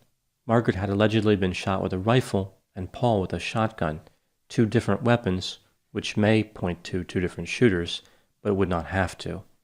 Alex Murdaugh had an alibi for the time when Margaret and Paul were shot. The police were unable to identify any suspect for the double homicide. Duffy Stone would eventually recuse himself from this case, just like he did with the boating crash case, although he had initially said he would not. On June 22, the police reopened an investigation of the death of a 19-year-old man named Stephen Smith. On July 8, 2015, just before 4 a.m., his body was found on a Hampton County road. His car was 3 miles away with the fuel cap off, which made it seem like he ran out of gas and then started walking on the road. It's not actually clear what killed Stephen. It may have been blunt force trauma, but there was another report of a gunshot wound. There was disagreement between the coroner and a physician who examined Stephen's body about what killed him. Some law enforcement officers believed Stephen was the victim of a hit-and-run driver, but others disagreed. The connection to the Murdaugh family is not known. One theory is that this was a hate crime. Stephen was gay, so perhaps he was targeted by local teenagers for that reason. The police only said that Paul Murdaugh and his brother, Buster, were interviewed as persons of interest not long after Stephen's body was found. On September 3, 2021, Alex Murdaugh resigned from the law firm where he worked. The next day, September 4, Murdaugh calls 911 and tells them that he had been shot. He was on a road in Hampton County when this happened. He was treated for a superficial gunshot wound to the head. Later, we would find out that Alex claimed he saw a low tire indicator light come on his dashboard, and he pulled over. A man driving a blue pickup truck stopped and asked him if he had car trouble. Right after Alex responded, the man shot him and drove away. Weird. Wow. On September 6th, Murdaugh released a statement through his attorney announcing he was resigning from the law firm and checking into a rehabilitation center. Later, it was revealed that he had a problem with opioids. He said he made a lot of decisions that he regretted, and he was sorry to everyone he hurt. On September 7, the law firm revealed that Murdaugh resigned after they discovered he was misappropriating funds. Murdaugh's law license was... It's quite the wordage for it. He was embezzling millions. And I guess blowing it on opioids. He had an opiate addiction. Yeah, that behavior, again, scummy used car salesmen. Scummy used car salesmen have opiate addictions. I've been there, worked there, seen that. And that's what that does. You embezzle money. You steal money to make I bet he doesn't have a dime of it left. Was suspended the next day. On September 10, a spokesperson for the Murdaugh family claimed that Alex's injuries were not superficial. They claimed he had an entry and exit wound and his skull was fractured. 3 days later, the authorities announced that they were investigating the allegation that Alex Murdaugh misappropriated funds from the law firm where he worked. On September 14, the police announced that they charged a man named Curtis Edward Smith in connection with the shooting on September 4. Smith was charged with assisted suicide, conspiracy to commit insurance fraud, pointing and presenting a firearm, and assault and battery of a high and aggravated nature. They said that Smith shot Murdaugh as part of a conspiracy with Murdaugh. Smith was supposed to kill Murdaugh so that Murdaugh's son could collect $10 million in life insurance. Alex Murdaugh would be charged not long after. What happened there? Why didn't he go through with it? Smith was charged. He surrendered to the police. Allegedly, Smith was the primary drug dealer for Murdaugh. He had been supplying Murdaugh with opioids. When somebody's drug dealers are categorized by terms like primary, it's usually not a great sign as far as the strength of an addiction. Yeah. Smith was at one time Murdaugh's client. Murdaugh represented him in a personal injury lawsuit in 2012, and then for a speeding ticket in 2013. The police said that Murdaugh supplied Smith with a firearm that was used, and Smith admitted to being present during the shooting and disposing of the firearm. In addition to all the various charges and incidents, there is yet one more investigation. At some point, the police opened a criminal investigation into the death of a woman named Gloria Satterfield. She was a housekeeper and nanny for the Murdaugh family for over 20 years. In 2018, She was like a really sweet lady. And a nanny? She basically helped raise the kids? when she was 57 years old, she allegedly fell in the Murdaugh home and sustained lethal injuries. The coroner was never notified. There was no autopsy, and the death certificate said natural causes. Yeah, falling down the stairs is not a natural cause. This, of course, didn't match the cause of death initially reported, which was trip and fall.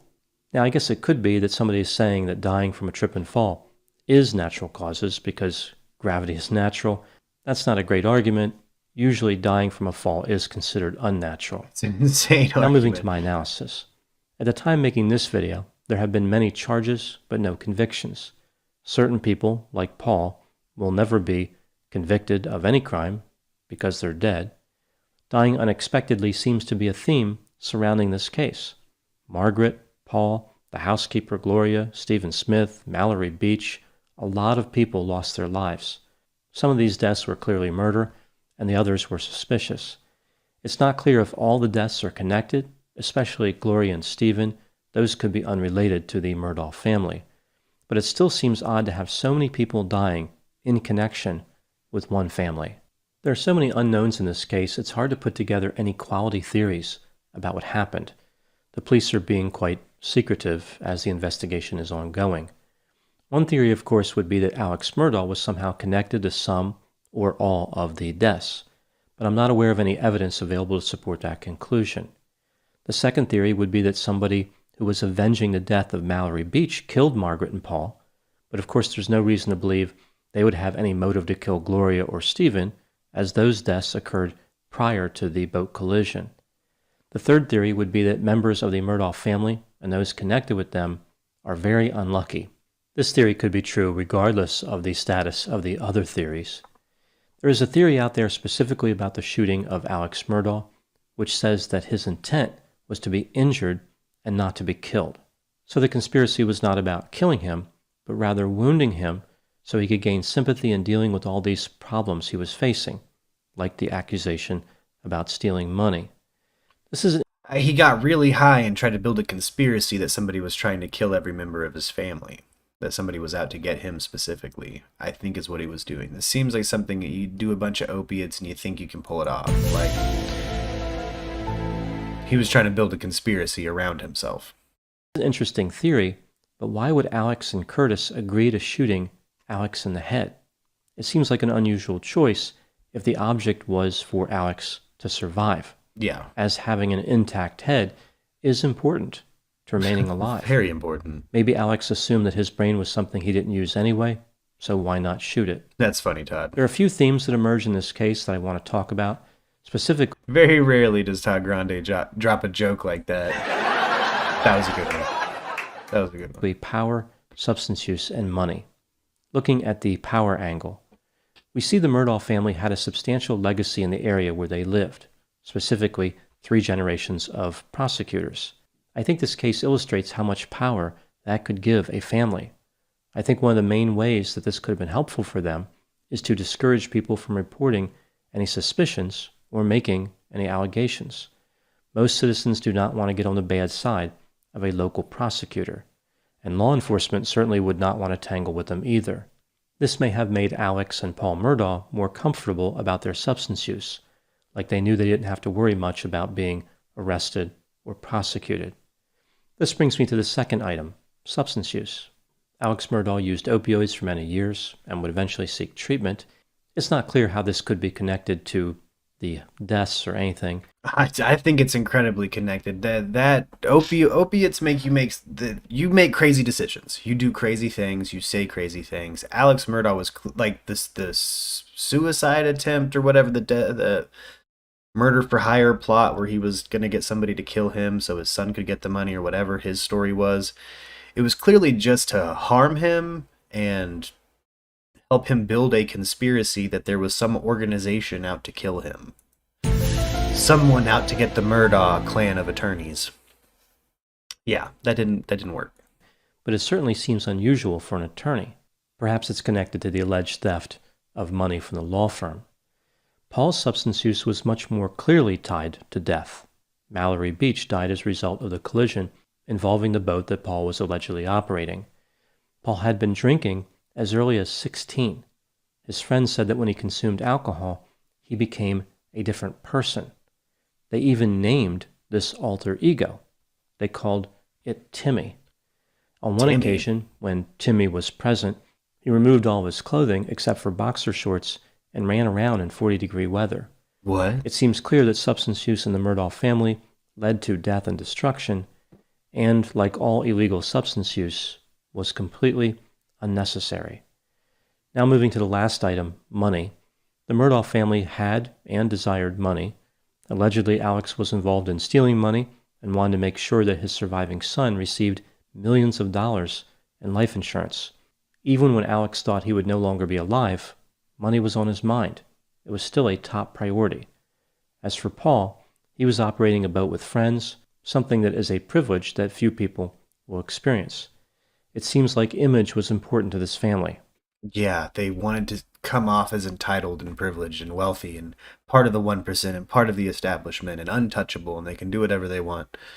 And money was a key part of that image. Without money, the power and the substances would go away.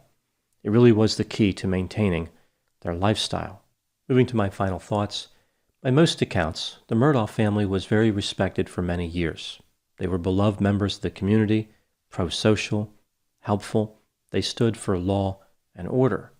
It took decades for responsible members of the family to build that legacy. It would seem as though Alex and his son Paul were able to destroy the legacy within a few years and replace it with a legacy of destruction and irrational thinking. Sometimes a sense of being important or powerful can lead somebody to make bad decisions. There is the sense that they think of themselves as above the law, free of consequences. This is a dangerous place for them to be, and is dangerous for everyone else. Being powerful often leads to abusing power. Those are my thoughts in the case of Alex Murdaugh and the Murdaugh family. Please put any opinions and thoughts in the comment section. They always generate an interesting dialogue. As always, I hope you found my analysis of this topic to be informative. Thanks for watching. Okay. Interesting. CNN's coverage of it. Let's go through it. Let's dig deep. Let's see if we just find any little missing with more turns details. South Carolina country road. It begins in the small town of Hampton just over 100 years ago, when residents elect Randolph Murdaugh as the 14th Circuit solicitor. Most states call them district attorneys. For more than 85 years, 3 generations of Murdaughs were the supreme law for more than 32. Each looking old and stuffier than the last. It's pretty well recognized in law that in criminal justice, there is no figure more powerful than the prosecutor. Keeping residents on the legal straight and narrow across 5 counties kept the Murdaugh family well connected to law enforcement. And probably know each other pretty well socially, too. That's very often the case here, yes. The family's grip on the solicitor's office ended in 2005 when Randolph Murdaugh III retired. But the family also has a very successful law firm with offices in 3 counties, known for winning big settlements for their clients. For 53-year-old Alex Murdaugh, known as Big Red to his friends, working as an attorney at the family firm offered. Natural redhead. Okay, Big Red. I get it. Ugh. I like this guy. Frat boy, big forehead vibes. Plenty of reward. Each evening, he'd head home. Looks like he parties like Rob Ford. 1,700-acre estate and his beautiful family. He seemed to have everything anyone could ever want, until one terrible night this past June. Moselle Road, I've been up to it now. It's bad. Murdaugh says he returned home to find his wife and son shot to death out near the dog kennels on their vast property. And are they breathing? No, ma'am. Okay, and you said it's your wife and your son? My wife and my son. 52-year-old Maggie Murdaugh was shot multiple times, sources say, with a semi-automatic rifle, while 22-year-old Paul Murdaugh had been shot at least twice with a shotgun. The gruesome scene suggested two shooters, leaving many wondering if the family's long legal history had played a role. Seth Stoughton is a former police officer turned attorney and professor. Two weapons, two people possibly would suggest maybe this had been planned carefully. It's certainly not something that I would expect an investigator to rule out based on the evidence that I'm aware of that's been publicly available.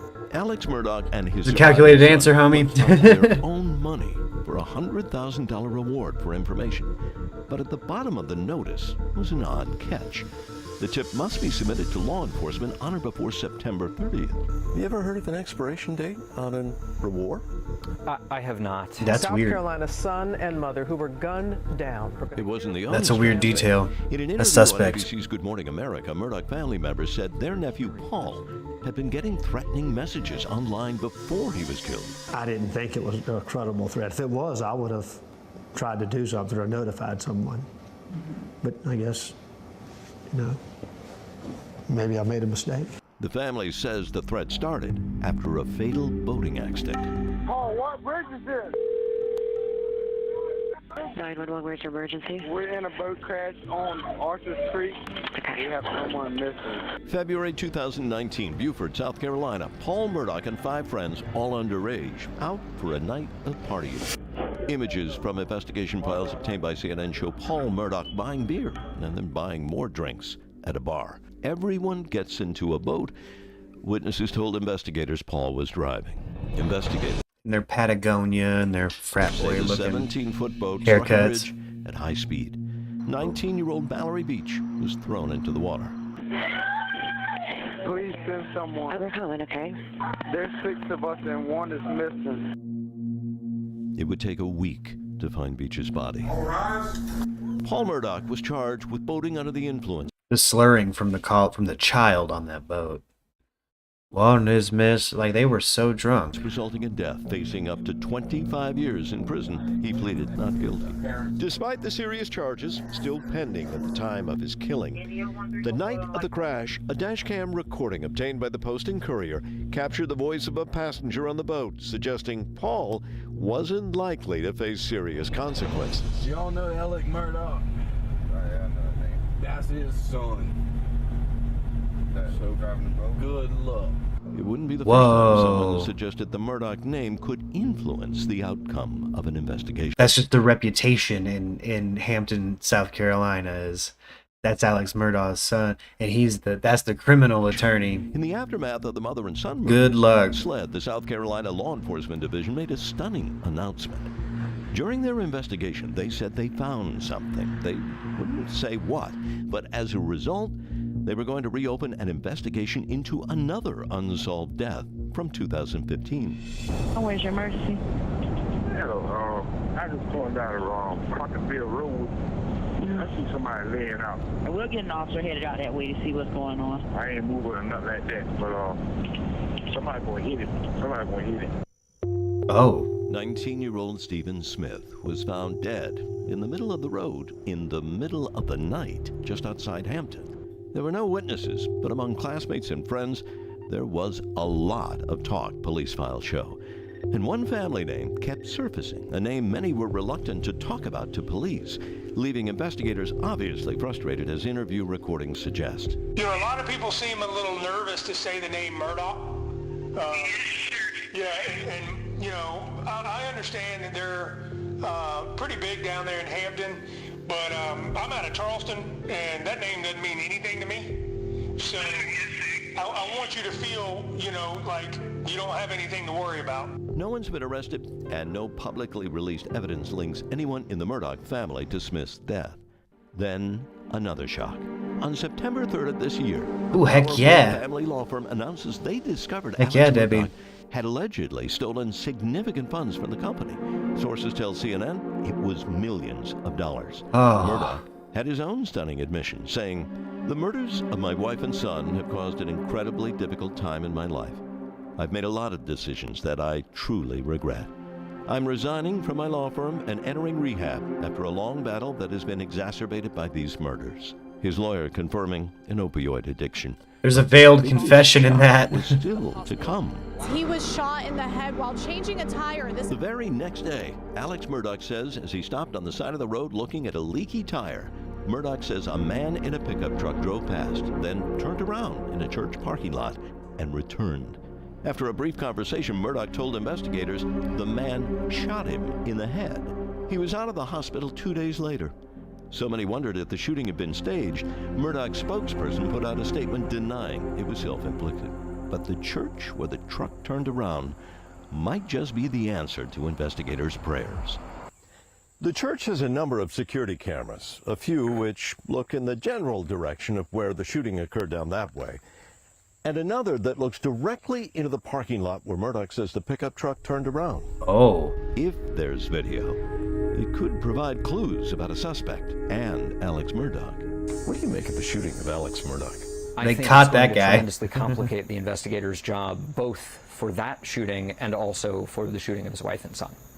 It introduces a set of possibilities and facts that investigators are going to have to spend a tremendous amount of time and effort winnowing through to figure out whether they're connected, whether they're not connected. With so many new questions and so few answers from investigators, many who thought they knew the friendly, wealthy, successful lawyer, Big Red, now wonder if they ever really knew him at all.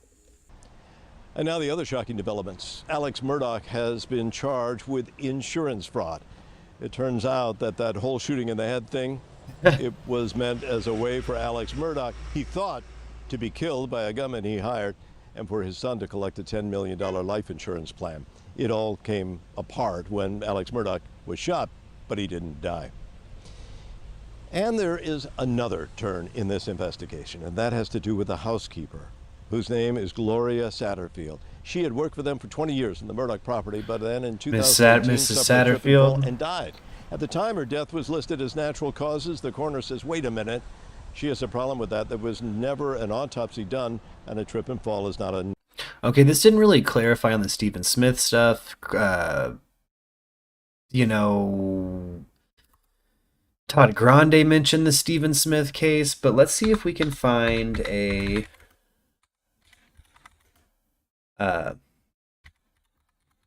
anything about it. Let's see. Forensic team re-examined Stephen Smith case. This was a crime from 2015. I'm Shannon Ferguson. I am. And again, I'm a little unconfused as to how it's connected, but let's see. A mother of two. I recently moved to Tennessee. He's bad. I went back to school as an adult for my passion in forensics. I earned a degree in crime scene technology, and because of that degree, I was invited onto a team of first responders called FEMRs, which is Florida Emergency Mortuary Operations Response System. And it is a team of very, very dedicated professionals that get deployed in the event of a mass casualty event. So it's a position that is a true honor to be on, but it's also a position because of a deployment, something horrible has happened. So, but it's an honor, and I work with the most amazing people. I had heard about this case in several different conversations. It never, ever occurred to me it was the same case. When it was presented to me as one case, what do you say? It was just chaos. It was just chaos. And it was brought to me because of my forensic background.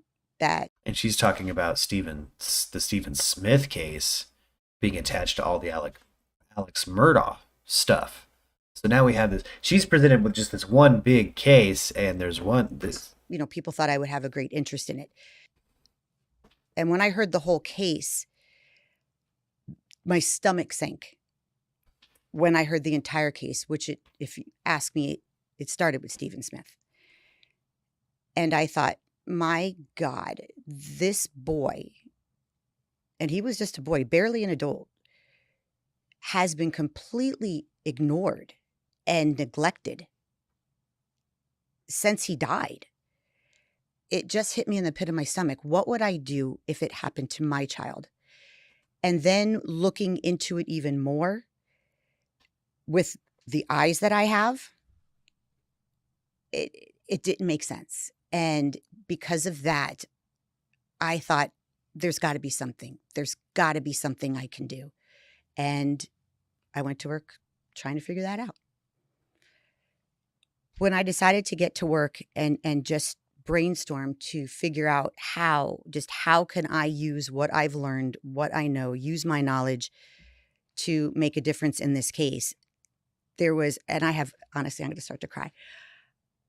There was only two names that came immediately to my head, and they were the two women that taught me everything I know and have brought me to where I am today. And they were my professors in college, Bertha and Harlot. I couldn't imagine being on a team with more spectacular, wonderful, strong, confident, and capable women with just an extraordinary forensic background. And I am just so honored that they agreed to go to work with me. My name is Harlot Laco. I'm a forensic scientist. I graduated with a master's degree in forensic science. And during about 10 years, I was doing research in forensic and human population genetics. And I've always been fascinated about forensics. I actually tried to start a dental school in the past, but then turned out in forensic science because I really like that. This is the team that's re-examining the Stephen Smith case? Professors when I did my and I pursued a graduate degree in and still introductions, a good solid approach to it, a collective approach. And there's always a need for justice, and there's always, I think, if people were to see it with a different light, a good collaborative approach. There's always room for another set of eyes to look at cases. And I say this from experience.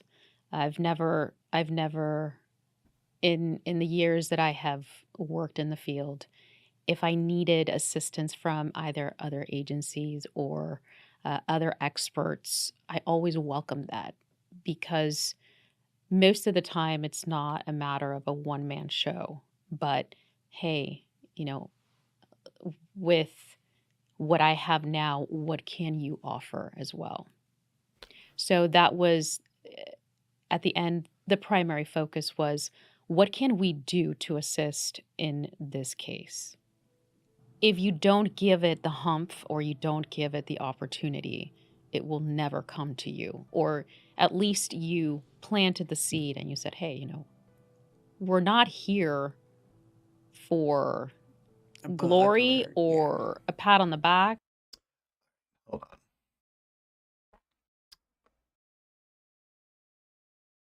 Let's go back one. That wasn't quite what I thought it would be.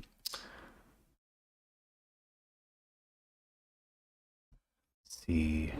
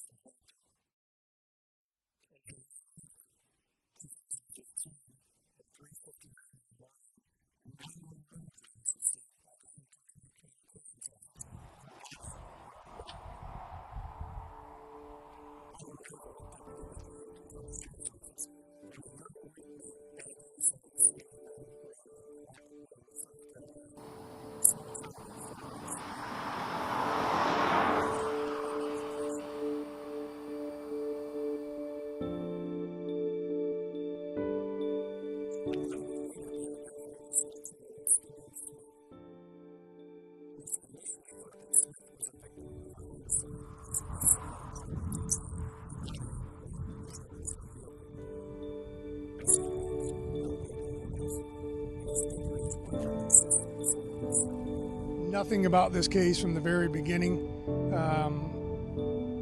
pointed towards it being a hit and run. Yes, there is supposed to be talking.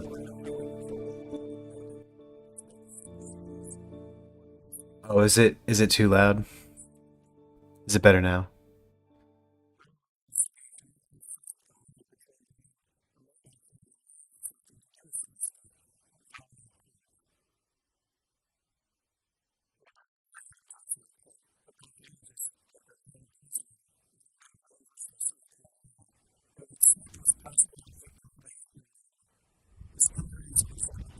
Is this better, by the way? Hmm.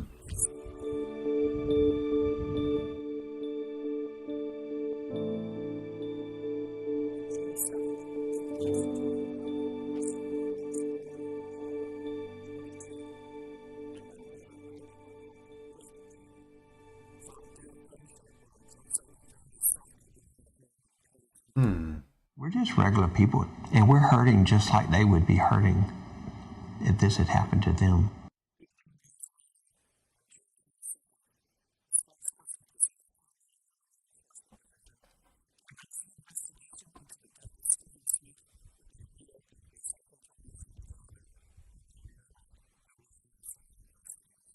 Well, it's not going to bring Stephen back,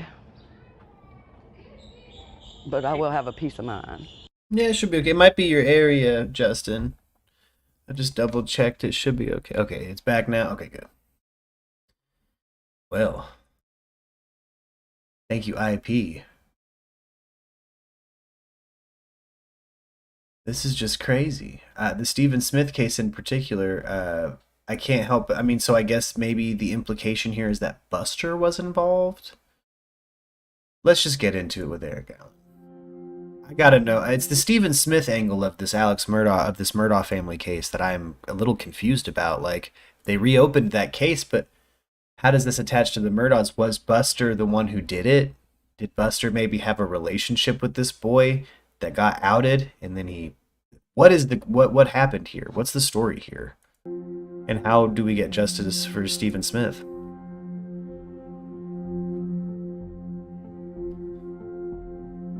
It's crazy. Yeah. Well, and that's the thing is, I can tell you this, because I know it kind of went back and forth, and there were different rumors and about it, him possibly getting hit by a car and this and that. He didn't get hit by no car. Is it hiss again? Is it hissing again? Hop over to Twitch.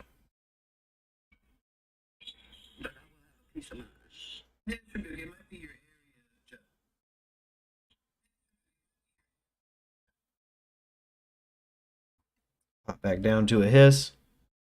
Let's see. Let's turn this back on. Just double check. Okay. And I'm not saying that, whoever did this, murdered him, because, to have that charge of murder, you got to have premeditation and you got to have, forethought and all this kind of stuff. But if it was, somebody playing around and it got out of control, the problem is that when you leave and you try to cover it up, or you lie, or whatever. It is a phone call that I'm playing, so it's already kind of hissy and gross, but you know, so Stephen's, you know, his story deserves to be told, and that's what I'm working for. Maybe find this guy who's telling Stephen's story, We spent the because last 2 episodes exploring the boating accident in Beaufort, South Carolina, resulting in the tragic death of Mallory Beach. Could this accident be someone's motive for the murder of Paul and Maggie Murdaugh? It's possible, but there's so much more to this story. We need to take a trip to Hampton, South Carolina, about an hour away from Beaufort, and explore the mysterious death of a young man named Stephen Smith. Let's head over to Hampton and get to know the town a little better. It had been a while since I had spent time in Hampton, and driving around did bring back a few memories for me. Hampton served as a halfway point for me and an old girlfriend who, for a portion of our relationship, had lived in Augusta, Georgia. I found out while researching for this episode that actually the same reason I knew of Hampton was the same reason that it existed in the first place. Huh. The town was built around the fact that it was the halfway point between Beaufort and Augusta That's for the hilarious. Port Royal Railroad. Hampton's population is around 2,500 people. The median per capita income is around $17,000 per year. They still have a movie It's gallery. surrounded by farmland and rural roads. So for years, the only reason I knew of Hampton was because it had a McDonald's to meet at. But as this story started to unfold, Hampton started becoming familiar for other reasons. Hampton is where the Murdaugh family is from and where their law firm is located. For the sake of simplicity, I've been calling it the Murdaugh Law Firm, and it was started in 1910 by Randolph Murdaugh Sr. Yep. But the firm has added partners We know since, these. and the official name of the law firm is Peters, Murdaugh, Parker, Eltzroth, and Dietrich, or PMPED. If you are wondering how this seemingly dying southern town can house such a successful and prominent law firm, you're not alone. Visiting a website called judicialhellholes.org will shed some light on the interesting situation here. That's the name of that website? Judicialhellholes.com. And Hampton, South Carolina's in it. So it's just, every attorney there is gross. That's just the name of the game there. The United States is comprised of over 3,000 counties. Where does Judicial Hellhole put Hampton County on that list? Well, not too long ago, it was ranked number 3. You heard that right, number 3. The website defines judicial hellholes as places where judges systematically apply laws and court procedures in an unfair and unbalanced manner, generally against defendants. Essentially, if you have a business in Hampton County and you get sued, the settlement against you is likely to be much greater than it would be in other counties. Some see it as the law firm fighting for the little guy against major corporations. But like most aspects of this story, it's just not that simple. And this type of system can have broader consequences. Think about this. If you are a business owner, do you want the liability that comes with operating in Hampton County? I know I wouldn't. No. Many people see this as one of the main reasons. This county seems to be dying a slow death. It's just too risky for businesses to move in. I would guess a law firm like the Murdaughs would have some power even in a big city like Charleston. So how much more would it have influence in a small, low-income southern town like Hampton? Talk about a big fish in a small pond. But like I said in my first episode, just because you have power and influence doesn't mean that you're going to abuse it, but it does mean you have the opportunity to.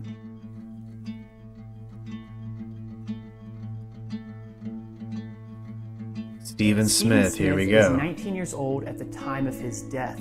According to his family and friends, he was always smiling and making everyone around him laugh. If Stephen was in the room, everything just felt a bit lighter and more carefree.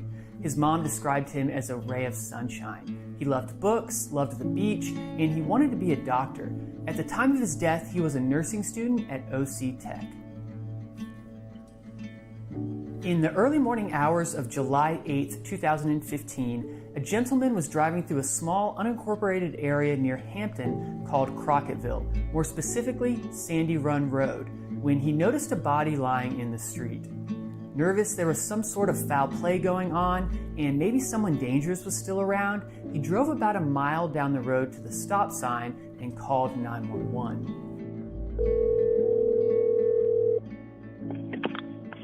Hampton County 911. Where's your emergency? Hello. I see somebody laying out in the roadway. Somebody going to hit him. It's dark. Somebody going to hit him.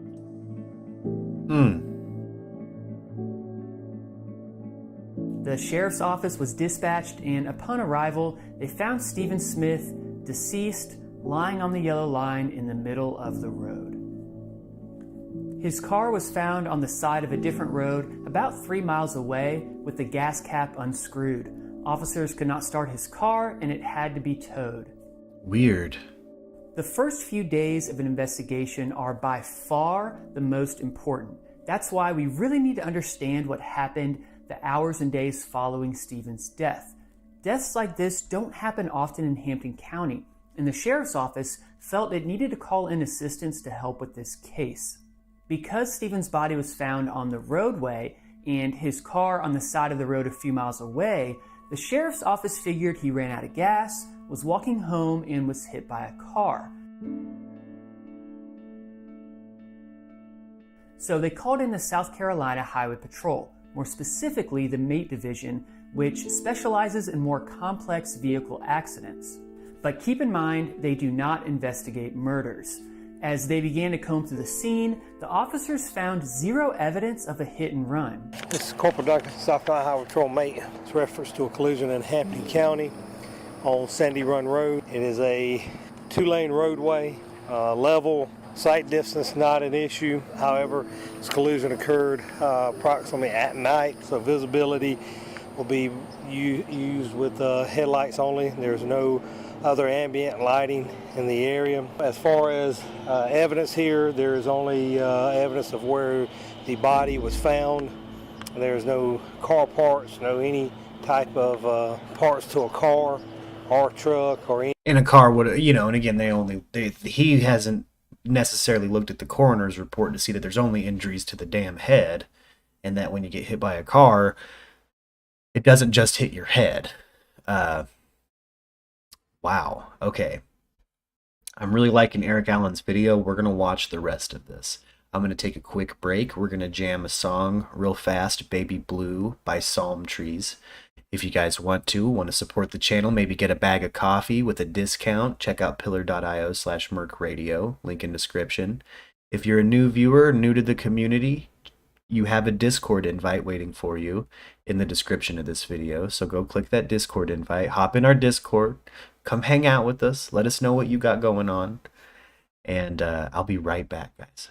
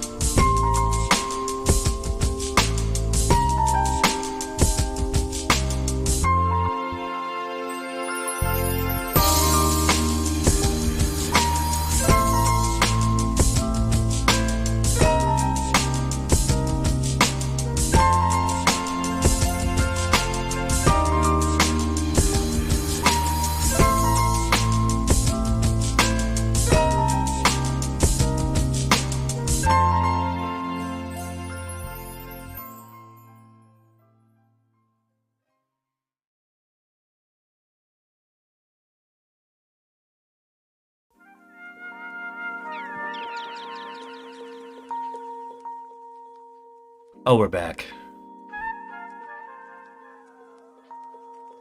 Oh. We're going to get back into this. Shout out Eric Allen for this awesome rundown of the Stephen Smith case. Again, the news isn't talking about this particular aspect of the Murdaugh case because it's still under investigation and recently reopened for investigation. So to catch anybody up, we're checking out the Murdaugh family crimes, the crimes of the Murdaugh family, which apparently might have something to do with the Stephen Smith case because, like we saw from the team of forensic investigators that were handed the Stephen Smith case when it was reopened, they were handed the entirety of the Murdaugh case with the Stephen Smith stuff on top. So let's see what Eric Allen has found, because I want to know more of the personal juice.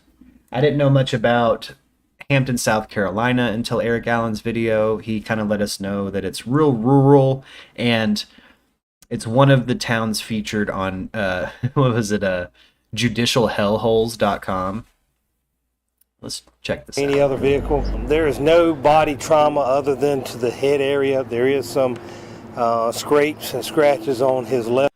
That's right. We were watching actual footage from the team, I believe it's called the MATE team, who was sent out to try to figure out more details on the hit and run, because they were treating the case of Stephen Smith like a hit and run initially, even though there were only injuries to his head. And I said earlier before the break that he obviously didn't know anything from the coroner's report, but he does, and he's suspicious of this situation himself. That's why he's saying those things.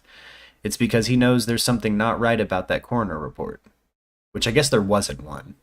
Left and right arm, on his knuckles, some across his face. Does not appear to be, in my opinion, struck by a vehicle, possibly something else. At around 7 a.m. that morning, and upon further inspection of Stephen, the coroner ruled Stephen's death a homicide, believing the injury to Stephen's head was a gunshot wound. At this point, it doesn't make sense for the Highway Patrol to be investigating this case, and SLED, or the South Carolina Law Enforcement Division, was called in. Oh goodness, I just saw this in the text chat too. Justin's having power grid problems. Shout out the heat. We also were having power grid problems last week. It's been a cruel summer. It's been a mean one. Oof. So let's hope Justin stays in the cool. Let's hope the power stays on. But the coroner actually doesn't have the final say in the cause of death. That final decision goes to what's called a pathologist. A pathologist is a highly specialized physician whose primary area of expertise is the study of body tissues and body fluids. The pathologist studied Stephen's remains and determined the injury was not a gunshot wound. No bullet fragments were found, and she believed the injury to be caused by blunt force trauma, more specifically from a vehicle. Because of the pathologist's determination, SLED turned the investigation back over to the South Carolina Highway Patrol. Multiple agents from the Highway Patrol tried to speak with the pathologist in an attempt to understand why she disagreed with the coroner. Here's an officer's report. The reason I went and spoke with her was due to a preliminary report where she stated that the victim was possibly struck by a motor vehicle mirror, which was the cause of death. Sergeant Moore had already had, from my understanding, a heated conversation with her about this issue. There's no way it was a rearview mirror. She stated that she could not even begin speaking with me about this case without the coroner's consent. I advised her that I had spoken with Coroner Washington the day before, and she basically called me a liar, and she said she would call him right then. When I asked if she wanted me to call from my cell phone, she backed off. I asked her why she stated that in the report, and her answer was because he was found in the road. There was no other evidence. She had no evidence other than that for the statement being put in the report. I asked her if someone with a baseball bat could do that, and she stated no. When I probed further, saying, what about someone in a moving car with a baseball bat? She stated, well, I guess it's possible. As I was leaving, she stated that the report was preliminary, and it was my job to figure out what it was that struck him, not hers. Then she hits him with, that's your job, not mine, after trying to block his attempts to actually figure out what happened. There is police meddling here in favor of the Murdaugh family. Was Buster Murdaugh at this involved? point, it seems clear that it wasn't a gunshot wound that killed Stephen. It was blunt force trauma. However, the circumstances surrounding the blunt force trauma were still very unclear. And because the pathologist ruled it a hit and run, the Highway Patrol ended up in charge of investigating what everyone but the pathologist believed to be a homicide. I've listened to hours of interviews and read through pages and pages of documents to prepare for this episode. Throughout the course of the investigation, 4 potential theories seemed to surface, one of which seems to implicate the most prominent and powerful family in town. Let's take a look at the Murdaugh family again. Paul and Maggie were found shot in June of 2021 at the family hunting lodge. We haven't covered Alec much up to this point, but we're going to have episodes devoted to him later in this series. This episode, we're going to be talking about Buster Murdaugh. Theory 1, Buster. This has been my Buster and working Stephen theory. went to the same school and graduated the same year at Wade Hampton High School. The first mention I could find of the Murdaugh name being brought up was in an officer's interview with a family member of Stephen. Most names you hear from this point forward will be changed to respect the privacy of those involved. I just left the house the first official time yesterday. Yes, ma'am. And I went into the store, and a bunch of people kept coming up to me, and they're like, "Did you know the Murdaugh boys are behind it?" You know, saying Buster Murdaugh, the one we went to school with, did it, and some of his friends. The officer asks where she heard this rumor from and does his best to trace it to the source. That she was at church and that both of y'all had spoken about Stephen's death, about Buster Murdaugh. Is that correct? Yes, sir. I told her that another friend of mine had texted me asking me if Buster and Stephen were together. And I told him no. I said, not that I knew of, and then I asked him why. He said because he had heard that. And then I asked him who he heard it from, and he said he didn't know, he just heard it. Was that message from? It was from, yes. Okay. Have you got his phone number? And she wasn't the only person who heard it from Michael. I heard that 2, maybe 3 young men were in a vehicle. They were riding down 601, saw the car on the side of the road. I guess saw the boy walking. They turned back around. I guess they were attempting to, mess around with him or something like that, and stuck something out the window, and it, hit him in, I don't know if it hit him in the head or the back or where it hit him. And then that's pretty much all I heard. I did hear names, and I heard a name, and that name was, he goes by Buster Murdaugh. I've known Buster pretty much my whole life. He's a grade under me. We went to school together, played baseball together. Kind of out of character to who I knew, but I did also hear from the same source that he could possibly have been on some type of drugs. Whether that's true or not, I don't know. It's just strictly hearsay from all I know.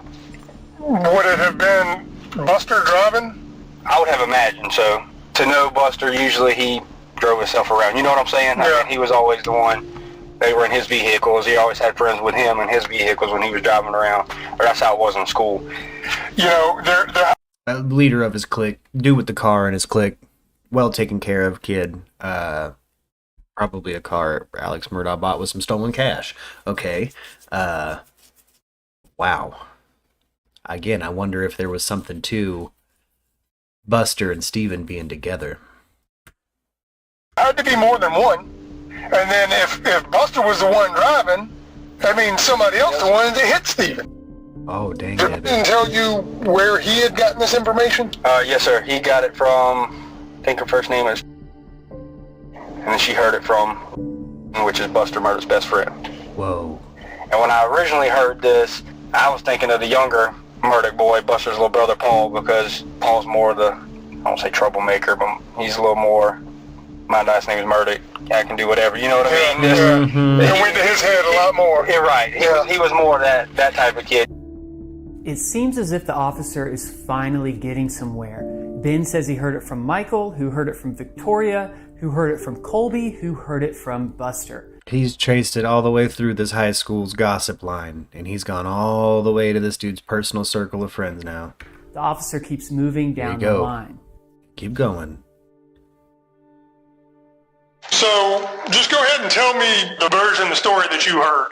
Alright, so I was with some friends one night, and out of the blue, one of my friends said that, I mean, we had already knew, like, he got hit or whatever, and we didn't know who did it, but we just heard that. There's a rough phone call audio. If the audio doesn't translate that well onto the internet, my bad, you might have to rewatch this part and then make sure it's on 720, like set up to HD, because this audio is pretty rough. This is a pretty bad phone call. Buster did it. So after that, I mean, everybody know who Buster is and like his family and all that. So it was kind of like shocking. So we just kept talking about it. And that's hilarious, Arianthe.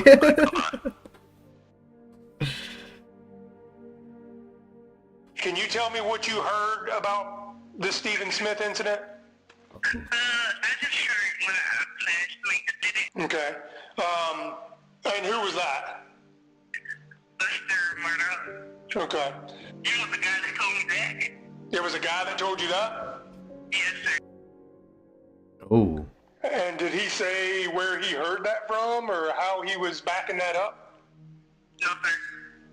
So he just said, I heard Buster did it. Yes, sir. Did he say how he did it or what happened? He sounds kind of scared. Yes, he did. He said they beat him up and threw him out the truck. Beat him up and threw him out the truck? Yes, sir. Did Stephen have enemies? From me as his friend, I didn't know any. Yeah, because, I mean, from everybody I've been talking to, I mean, everybody knew Stephen's lifestyle, of course. But nobody really had issue with that. Like, he had, so I don't understand, like, why, I mean, and I've even asked people about Buster in particular, like, did he not like this guy? And they were like, no, I mean, so why do you think, how does that make sense? Where's the motive?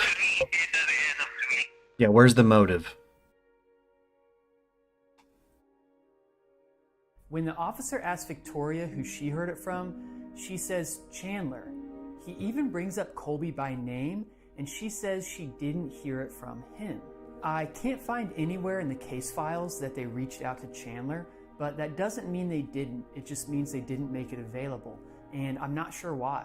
So everyone seems to have heard this rumor, but no one seems to know exactly where. Sure do, Arianthe. Pillar.io. The officer is trying to figure out if the reason he can't find anything is because there's just no truth to the rumor, or if it's because people are just too scared to talk. My office is out of Charleston, okay? I don't work around Hampton. I know the Murdaughs are highfalutin around Hampton, and, some people say have a lot of power or whatever, but that name doesn't mean anything to me. My job is to find out, you don't have to agree with Stephen's lifestyle, but that don't mean that he gets to be killed and nobody gets to find out what happened.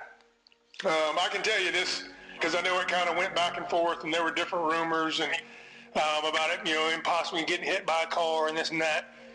He didn't get hit by no car. Stephen's, his story deserves to be told, and that's what I'm working for. The officer asks if anyone had heard that Buster and Stephen were involved before Stephen's death, or did this rumor come about afterwards? Had you ever heard of Stephen and Buster being involved with at all before this? No, sir, I haven't. So this was the first time you'd ever heard about something like this? Yes, sir. Okay. Did you know Stephen at all?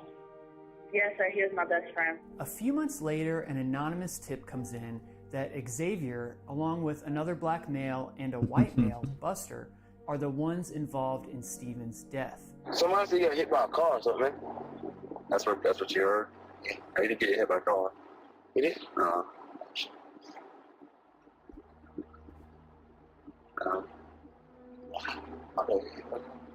Someone murdered him.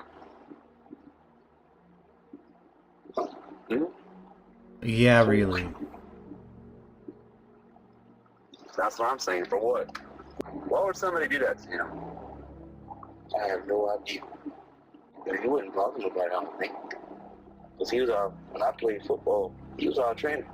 I mean, I've seen him every now and then in school, but other than that, I didn't ever see him. Sure, to school, some kids with the last name Murdaugh? I know a girl, but that's about it. You know the boys? It wasn't too many Murdaugh. Well, it was one, but he graduated with Steve. Right. You hang out with him? Never did. Hey, you better hit that thumbs up and that bell. No, sir. Well, here's the thing. Be sure the bell's set to all. That been brought up as a link in this death. So, I mean, if there's anything that you want to say about it, you know, I'd hate to see you go down with whoever killed this boy. Well, I wasn't there. Didn't know about it until later after he died. I heard he was hit by a car, and that was it. Yeah. No, I mean, he wasn't. Huh. This interview just doesn't seem to go anywhere, and Heck yeah, this is a Debbie. last reference to them investigating the Murdaugh theory in the case files that I received. Here's what Jessica Smith and Stephen's mother had to say about the Murdaugh rumors at the time of Stephen's death. You know, saying Buster Murdaugh, the one we went to school with, did it, and some of his friends, and I'm just sitting here like, why? You know, it makes no sense. He's never said anything bad about Stephen. He's never been around Stephen to, you know. I was mind-boggled at that, and I kind of ignored it. And, you know, I haven't heard any more about that. Has anybody talked to your mom about, you know, rumors and things like that? Has she heard anything that you know of?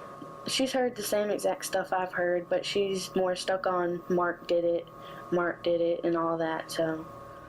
So, who is Mark? Yeah, who's Mark? And what are the other theories surrounding the death of Stephen? Well, I'll be covering those in the next episode. Oh, snap. While nothing can be done to bring Stephen back, his family deserves answers. During the investigation into the murders of Paul and Maggie Murdaugh, SLED received information that caused them to reopen Stephen's case. We don't know what that information is, but we do know that SLED investigates homicides, and this is great news for the friends and family of Stephen. Stephen's mother said this about her son. I just want to know what really happened to my son, and I'm going to do whatever it takes to get justice. This is going to be my first Thanksgiving without him. Just seeing that empty chair there is going to be really hard. I know when Stephen was born, but I don't know exactly when he died. I know what his first words were, but I need to know what his last words were. I want to know who took my son from me. Man. I visited Stephen's grave before my first episode came out. Walking in a cemetery can be an odd experience. Life is so precious, and remembering loved ones is so important. My first stop was visiting Mallory. As I walked through the cemetery, I noticed differences in the grave markers. Some were old and wearing away, some were clean and new, some were beautiful and intricate, while others were just simple markers. Mallory's was beautiful, knowing she had a huge heart for animals. Loved ones had placed figures of dogs around her marker. As I continued on to the next cemetery and began to search for Stephen's grave, I took note of the simple, inexpensive markers. I'm sure the price tag of the marker had no correlation to the family's love for that person. Some families just don't have finances to create a space like Mallory's. I came across Stephen's and found that he had one of these simple markers. Knowing how much Stephen meant to so many people who knew him, I thought to myself, I bet we could get enough people to chip in and buy Stephen a new headstone. Turns out I wasn't the only one with that idea. Recently, someone on Facebook organized a group and has been raising money for a new headstone for Stephen. I've included the link to the GoFundMe in the description below. I felt like it would be a great opportunity for my viewers to be a part of this story in a positive way. If you want to give, just know that any amount, no matter how little, will help. Like I said, the link is in the description below. So when I started this series, it was just a side project. The response has been incredible, and honestly, I'm considering covering another case when this one is finished. If I get enough interest, I'm thinking about buying a camper and spending a month in Moab, covering the Gabby Petito case. Hey, we've been down there. Yeah, you go ahead and get that camper and do the Gabby Petito case. Good nets. Let's see here. Let's go to Eric. Let's subscribe to this gentleman. Let's give him that thumbs up. And let's go to his channel real quick. Let's see if we can find part 2 on this, because that was quite the story. Let's see. Days before her. Okay. Drug Island. Let's see. This must be part 2.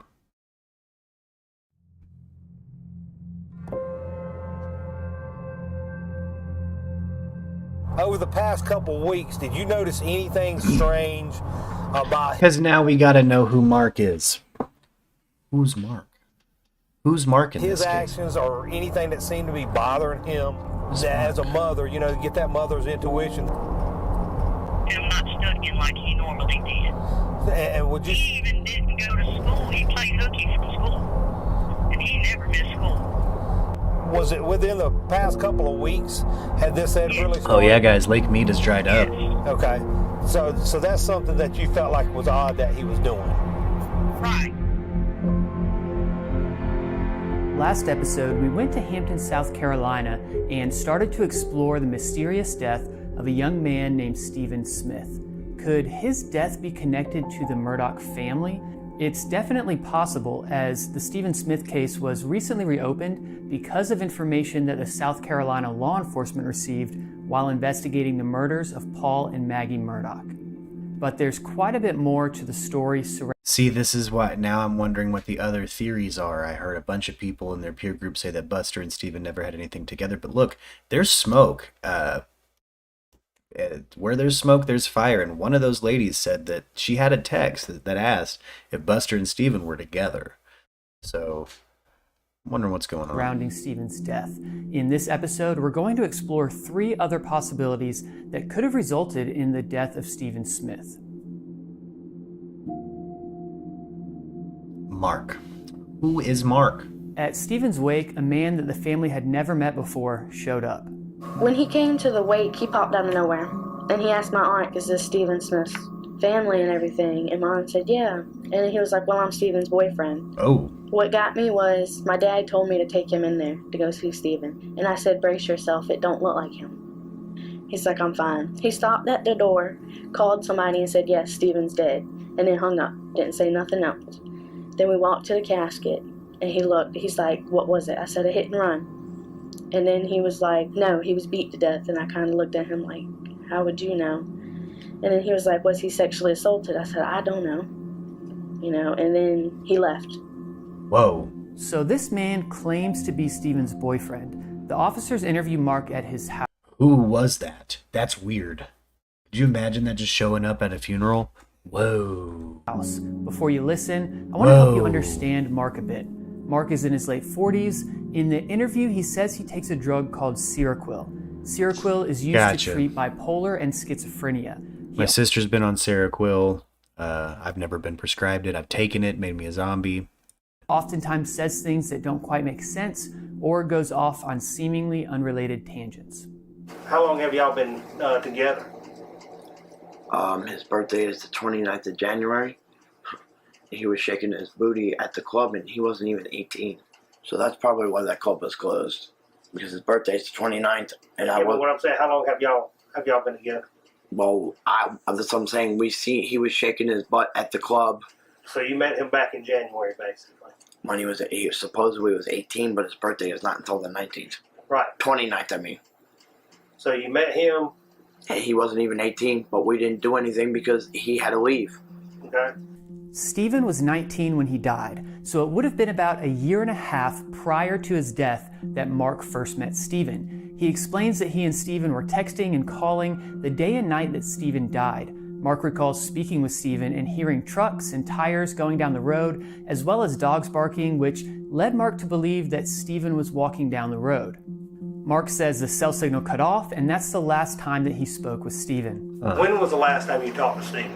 that night. All right. About what time? Not the text, but about what time is the last time you talked to him? You have to remember with all this, I took my Seroquel sometime. I can't remember if the call came. I'm just asking for a roundabout time. I can't remember if it came after the text or before the text, because the last call I heard, I asked him on one of the calls, are you walking? Because he already told me he was out of gas. He was running out of gas. One of the calls before. And I says, are you walking? Because I hear cars going by, and his answer to me was no. And then the call dropped. Do you remember if it was daytime or nighttime when it was this going on? This was at night. This is 3 a.m. Okay. I believe the last text, if my mind calls me correct, that I looked at it was 3:37 a.m. Now, was he coming over here? He was supposed to be. He was supposed to be on the way. But from what I'm learning, he was headed home. I did some research on Mark and found some interesting things. Underage boys seems to be a recurring theme. Yeah. You heard earlier Mark talking about... Kind of get that strange vibe from that guy. You know what I mean? He seems like maybe he actually met him on the internet. Stephen when he was underage, but Mark claims that he was unaware. I found a comment thread on Mark's Facebook about 1 month after Stephen's death. Here's what it read. Look, leave Raymond alone or you're going to have to deal with me, and you won't like where you go. I have not said nothing bad to Raymond at all, we just talk. So if you have something to say to me, say it, but don't backtalk me. I am his aunt and he is 16, so you need to keep your gay comments to yourself and delete him, because you will be turned in for child if you don't. Thank you, have a nice day. He said he was 18 years old to me, so I did not know. I did not send him anything pic of me at all. So if there is a pic of me, it is not mine. The third mention of underage boys was in an interview with Jessica Smith. Then he said him and Steven got in an argument about this 22-year-old whatever, so he showed me his phone. Do you know the 22-year-old they're talking about? All I know is in Mark's phone it says a 22-year-old I met in the store. But Mark told me he never met the guy, and he showed me pictures of this guy, and I swear he looked 13. Oh. He showed me full body picture. Yes, okay. And this guy looked 13, and I told him, I said, that's like my nephew right there. He's 8, and he's got a body like that. You know, this guy didn't hit puberty or nothing. And he was like, well, he's 22. And I'm like, okay. Jessica also doesn't believe that Mark knew Stephen nearly as long as Mark claims. Whoa. As I looked through Mark's Facebook, I found plenty of posts about Stephen, but almost all of them were after his death. The earliest post I could find was a few months before Stephen's death, when Mark changed his relationship status. Looking at this post, I remembered that you can add and change life events retroactively, and figured out that he actually posted this 2 weeks and 2 days before Stephen's death. So Mark claims to have known Stephen for a year and a half, but the first time he posts about Stephen is only 16 days before his death. It's possible they knew each other for longer, but I definitely found this interesting, especially in the context of this next clip. You said he started acting real funny about his life, I guess, about what he was doing. And it was about 2 weeks prior to his death? He was acting a little secretive. Okay, so he was becoming more secretive then. And was that with the whole family, including you? Yeah, that was with the whole family. Could Mark be responsible for the death of Stephen? Maybe, but Mark is extremely open to the cops thoroughly investigating him. Let me ask you this question. You willing to take a lie detector test saying you don't know anything about his death or had anything to do with that death? I know a lot about what... I didn't ask you that. Are you willing to... I'm willing to take a lie detector test. You want me to bend over backwards? You want me to do whatever you need me to do? I'm telling you, I'm not the one. Okay. I don't care what you want me to do. Okay. I will do anything you need. Okay. You want to search the house? Go ahead and do what you got to do. No. I'm telling you. Like I said, you want to search the car? Search the car. Right now. I have no issue with whatever you want to do. And like I said, right now. I'm not the one you're looking for. Right now, you're the closest thing, though, that we get information from. Now, what I know is I feel that the escort agency has something to do with this. What? What escort agency? Oh no. Was he tricking out? Oh. I need to preface this theory. I contemplated deeply about including this theory in the video. It's information that Stephen might not want out there, but I also know that by putting this out there, there's a chance that if people start talking about it, the truth ends up coming out, and we actually get justice for Stephen Smith. In Mark's interview, it comes up that Stephen was using an escort service and Craigslist to make money. If Mark was the only one who said this, I probably wouldn't even include it as a theory, but Jessica Smith confirms this activity is something that was going on. From what I can tell, it doesn't seem like it had been going on for very long. Did you ever know of Stephen advertising on these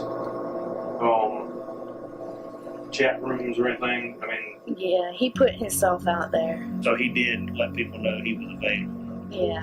And when we say advertising, we're talking about for money as well. Yeah. Too. Okay. Yeah. When he started getting real secretive, there's a possibility that he might have been doing something that just didn't know at that point. And he may not wanted y'all to know. Oh. In addition to Craigslist, there was an escort Stephen may have been involved with. What I know is I feel that the escort agency has something to do with this. Because he told me when he came Saturday that I was going to have to get waxed. What? Down. Everything. And look like a boy. And it was going to be. And I said, I'm not comfortable with father-son deal when we're boyfriend and boyfriend. Okay. Where's the escort agency? That I don't know because I only learned about this a couple weeks ago. I don't have information on what escort agency, where it is.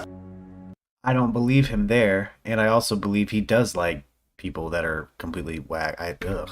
Any of the kids, the younger kids, I hate to say it, and it's sick as a could be. If they're 19 or if they're 25 or 36, they want them looking like boys. 90% of these guys that are using the escort agency are guys that have money, and they're usually older, and they're looking for guys that look like kids. Whoa. But it seems like the escort agency actually offered a bit of protection, and Craigslist, or freelance as Mark will put it, is where the real danger is. The reason why we use escort agencies, Craigslist is entirely a no-no a lot of times. People are getting killed, and escort agency, how it works is if I go out on a job, once I get to my destination, I call there. They know I'm there. Once I go in and meet with the customer, if I move to another location or they want to move me, I got to call the escort agency. That's the difference about using an escort agency and doing a freelance. Freelance, you're going to wind up somewhere dead. Whoa. Stephen's mother finds a pass to a gated community on Hilton Head in Stephen's car. The police reach out to the gentleman. Right, Justin? For somebody who doesn't know anything about escort agencies, he knows a lot about escort agencies and then just admitted to using them all the time. So how did he actually meet Stephen? Did he meet Stephen through this escort agency and didn't want to cop to it? How did you meet Stephen? So he had placed an ad on Craigslist, so I responded to it. And so he met me I guess it was the evening of June 28th. Okay. You're not going to be in any trouble for how you answer this question, but for this, was any money exchanged? No. About how many times did you talk to him prior to that to plan the meeting? I think we only texted that day. No, you definitely... I would never do any harm to anybody, but I know there are some crazy people out there, so I don't do this kind of thing very often, but I just, you read about some bad things that happen once in a while. I don't think that this man had anything to do with Stephen's death, but this shows that he was not only posting, but actually following through and meeting up with people as well. Craigslist has actually taken down this section of their website because it was just too dangerous for people. 2 weeks leading up to Stephen's death, he was acting out of character and coming home late. The night of his death, he was out at 3 a.m. Could Stephen's death have been a Craigslist meetup gone wrong? It seems like a real possibility.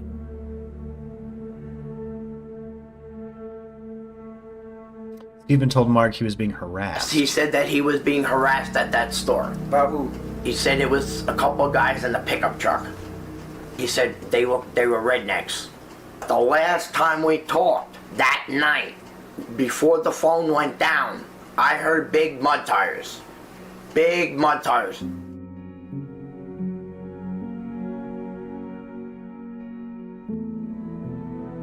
Theory 4. Sean. Who's Sean? In December of 2015, 5 months after Stephen's death, a Hampton police officer reaches out to the highway patrol. He has some new information about Stephen's death. I'm gonna put up a graphic for this conversation because unlike rumor trains we have seen before, this one is relatively short and the relationships are pretty strong. This doesn't guarantee that this is true, but in my opinion, it gives it a little bit more credibility when you really understand where it's coming from. What, Graf? Audio of Hampton Police Officer Sergeant Grin. Sorry again, this is Corporal Doug with the Highway Patrol. Hey man, how you doing? Good. I'm calling you in reference to, I believe somebody come to you about the case we have there in Hampton County, and I believe this come from, is it a Darren? Is that correct? It's Daryl. Daryl? Okay. Yep. Do you know Daryl? He is my stepdad, technically. Daryl was dating Patrick's mama. Okay. So Patrick's basically, he just looked at him as a father figure. He'd take him fishing and hunting and things of that such. So. Okay. Can you tell me what was told to you? We've tried to get in touch with Patrick, but he's kind of avoiding the call, the contact, and all. Basically, Daryl called me and he said, "Look, this is what I was told. Patrick come over here to the house.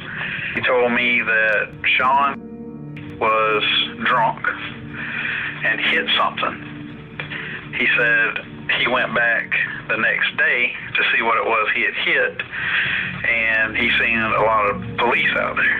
And then he learned, I guess by media, that somebody had been killed in that same area. That's why the police were there. He said that Sean called him crying, saying that that's what had happened. Okay. And then Patrick was telling Daryl, and Daryl told me that Patrick was crying, telling him, and after he got finished telling the story, he walked outside his house and threw up. Oh. Okay. He said, Nick, I think that Patrick was with him. He said, why else would he throw up and get all upset like that? Because somebody else had done something. Right. Did he go into any detail about how it happened? There's more to that than if the parents are talking like that. Patrick went outside and there might be something. You know, I mean, so supposedly he had fixed his mirror. He had patched one of the mirrors up on the truck. Okay, all right. They try to reach out to Daryl and even go looking for Patrick, but are unable to connect with either of them. Had a couple of people out looking for Patrick. Do you know any other way we can contact him? I might can get a number. I'm not positive. I can't say that he would answer. Right. This one audio interview and a single paragraph in the case notes are the only things made available in the case files that I got from Highway Patrol. I decided to do some digging on my own. I checked out Patrick's accounts first. His Facebook only went back to 2019, but his Instagram went back to August of 2015, 1 month after Stephen was found dead. I did find this timing interesting. Either he just happened to create an Instagram 1 month after Stephen died, or he deleted everything from the time Stephen died and back. As I kept looking through Sean's social media, I noticed that he hung out at a farm quite a bit. I remember there was a farm less than a mile down the road from where Stephen's body was found. The police even had a quick interview with the owner, a farmer named Mr. McMillan. Here's what it said. We then went to McMillan Farms on the same road, and Lieutenant Corporal Rowell and I spoke with Mr. McMillan, who runs the farm. After speaking with Mr. McMillan, he advised his trucks weren't running at this particular time since there was no grain to haul. Could this be the same farm that Sean seems to spend so much time at? It seemed like a long shot as there's so much farmland in that area, but I decided to try and figure it out. The first thing I noticed was most of Sean's photos at the farm are in Crocketville.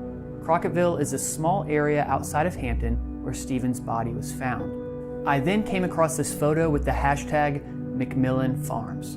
Okay, so we know he spends time at that farm. Then I came across this picture of Sean and his grandfather.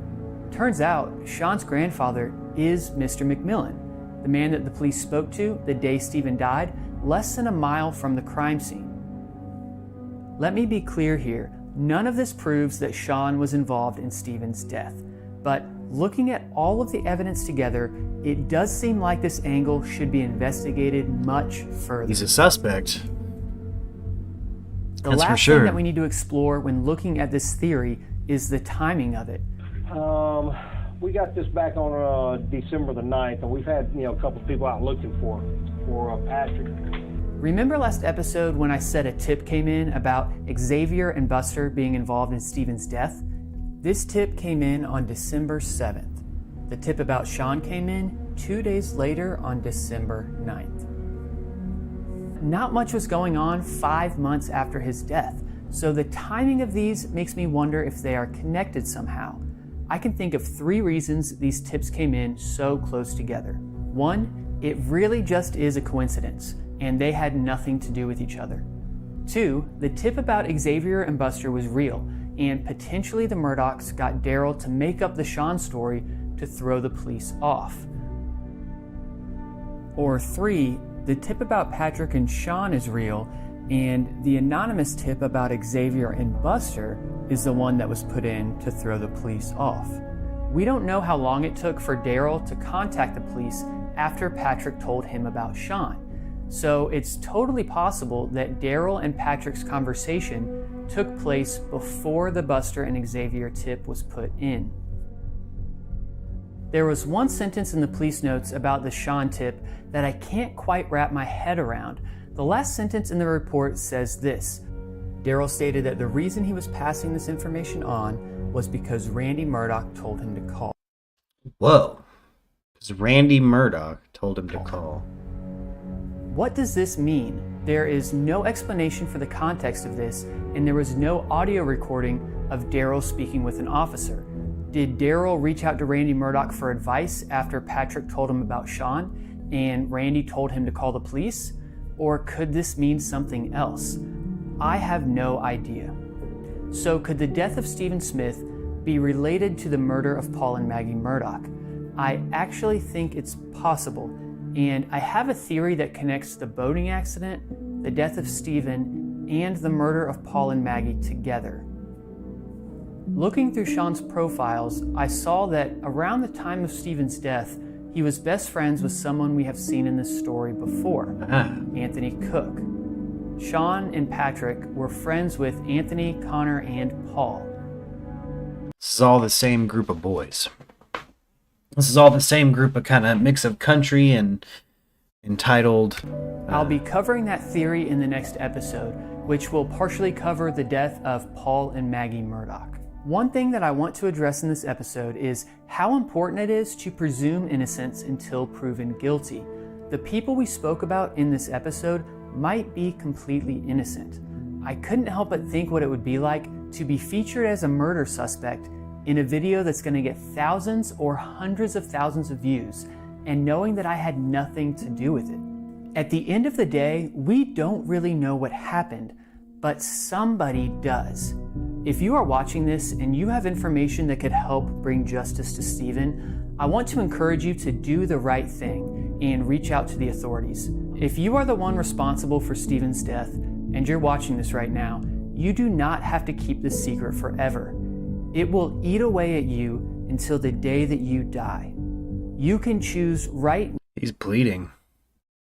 Wow. This is insane. This is insane. I didn't realize this Eric Allen's perspective on this. I'm really glad I found this channel. This is fascinating to me. Here's the next episode. Let's get into it, where we get into, his title for it is The Deadly Story of Small Town Elites. Before we start it, can I bring up something crazy that I've noticed the last couple days? Absolutely.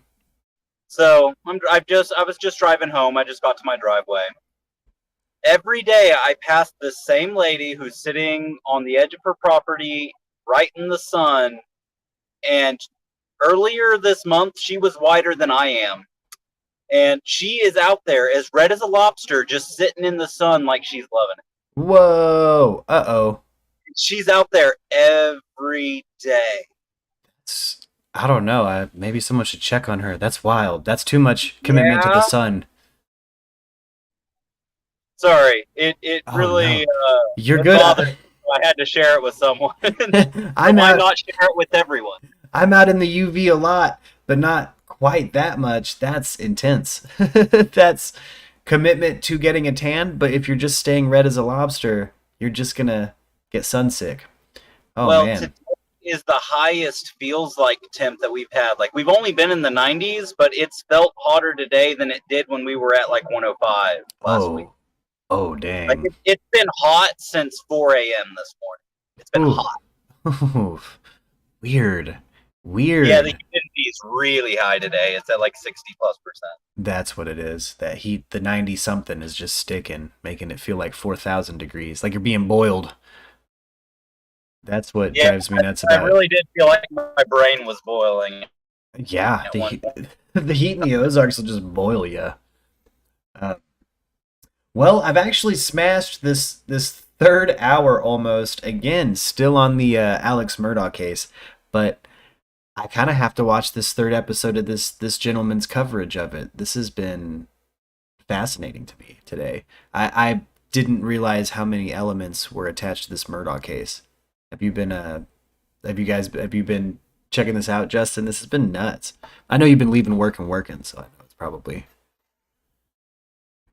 been a... Oh, I've been listening. You've been in my ear all day. This has been such a strange case. Like,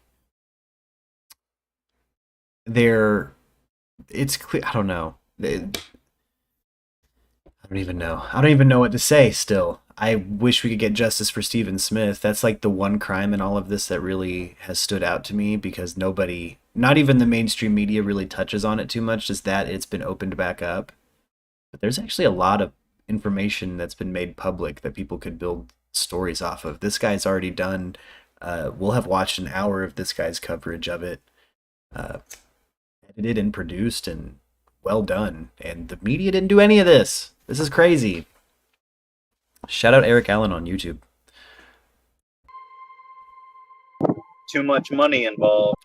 Too much money involved. There's too many elites of this small town or something. There's something going on. Old money. Old farming money. Hampton County 911, where's your emergency? This is Alex Murdaugh at 4147 Moselle Road. I need the police to ambulance immediately. My wife and child just shot badly. Stay on the line with me, okay? Yes, sir. Stay on the line with me, okay?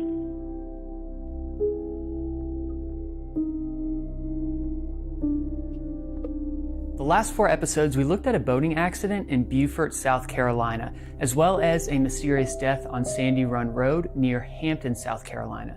Could these deaths be linked to the murder of Paul and Maggie Murdaugh? Before we dive into how these events could be connected, let's quickly recap what we have covered so far. Before we hit that recap, let's actually take a break on MURKradio, and then we'll come back and we'll do a 4th hour, guys. Let's do a 4th hour today. I'm into it. I'm here. I ain't got nothing going on. We're going. Let's jam a track real quick while I go get something to drink. Let's see. We've got Tips and Tricks by Look and Jasper off their record Build. Enjoy these smooth chill hop jams, and I'll be right back, guys.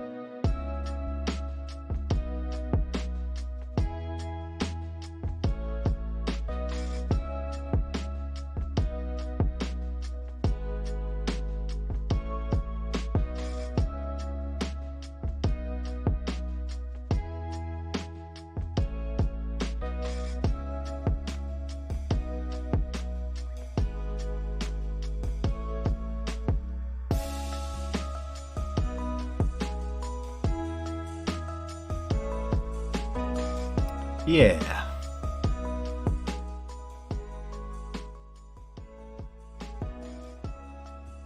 That second song was, or this second song is Rooftops by Harris Heller off of his album Gold. Check it out. Really good record. Chill beats. Chill beats to do other stuff too. Insert stuff that you're doing. How's everyone doing? How are you guys? Welcome back to Murk TV. We are, if you're just now popping in, which it looks like a few of you have just popped in, be sure to smash that thumbs up. It really helps with the algorithm. Check out pillar.io/MURKradio. Get your dog a toy, get a bag of coffee, buy a Murk shirt, listen to my music, check it out. But we're watching Eric Allen and his awesome coverage so far of the Murdaugh web of crimes in Hampton, South Carolina. And he's gonna do a little recap real fast. Let's load this up. Let's get right into it.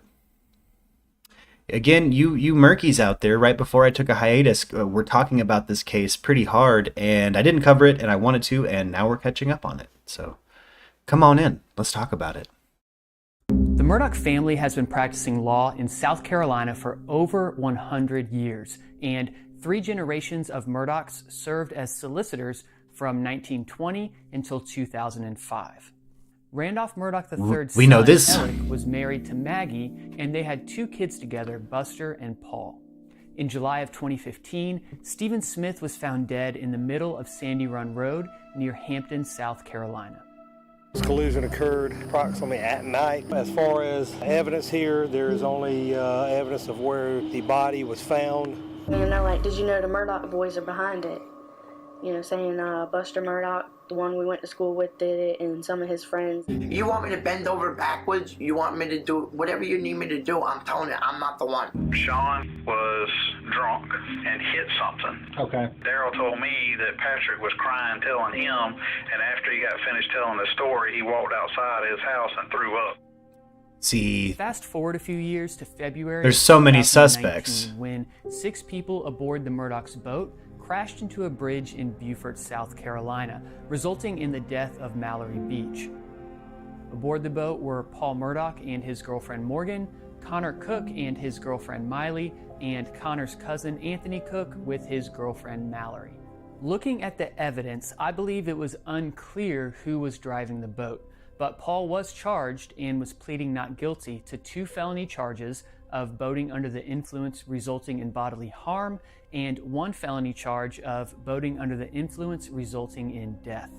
At the time of Paul's death in June of 2021, he was waiting on a trial date to be set.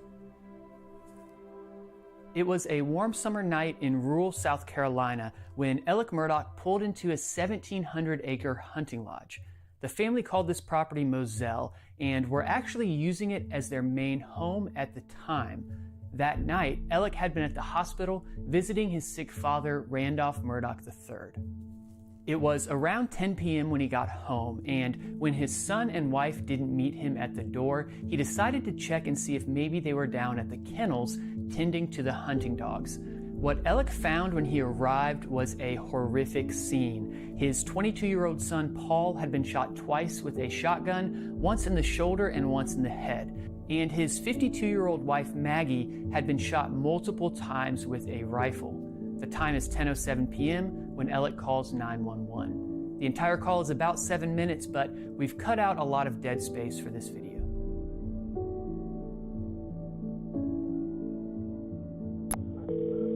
Trigger warning, this is a 911 call, guys. This is Alec Murdaugh at 4147 Moselle Road. I need the police to answer immediately. My wife and child have been shot badly. Stay on the line with me, okay? Yes, sir. Stay on the line with me, okay? I've been up to it now. It's bad. Okay. Okay, and are they breathing? No, ma'am. Okay, and you said it's your wife and your son? My wife and my son. Are they in a vehicle? No, ma'am. They're on the ground out at my kennel. This massive house and fields. yeah, these were entitled little country boys at one point, and I wonder if they were involved in the Stephen Smith situation. This is crazy. Okay, and did you see anyone? Okay, is he breathing at all? No, nobody. Is she? Okay, do you see anything? Do you see anyone in the area? No, ma'am. No, ma'am. What color's your house on the outside? It's white. You can't see it from the road. Okay, is it a house or a mobile home? It's a house. Okay, and what is your name?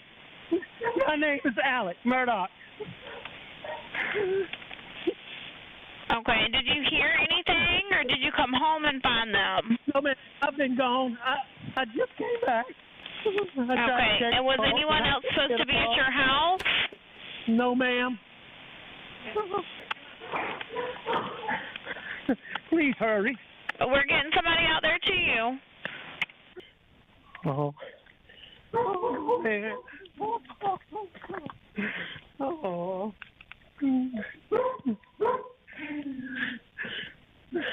I don't trust this situation. The fact that he had, I wonder if this has anything to do with, I mean, look, there was an organization of drug dealers he was dealing with. He described the guy who, the Smith gentleman who shot him in the head as his primary drug dealer for opiates, which means he was dealing with a web of people. And I'm wondering if two other people in a drug group, a group of drug dealers, were actually the gunmen, but Alex is still guilty if he hired them, if this was murder for hire again. Okay, what is her name? Maggie and Paul. Maggie is her name? Yes, ma'am. Okay. And please hurry. We're getting somebody out there to you. Me asking you these questions don't slow them down, okay? And you sure they're not breathing? Is he moving at all, your son? I know you said that she was shot, but what about your son? Nobody's. They're not. Neither one of them's moving. And does anything look out of place? Ma'am, not particularly, really. No, ma'am. Okay. All right, I'm going back down there.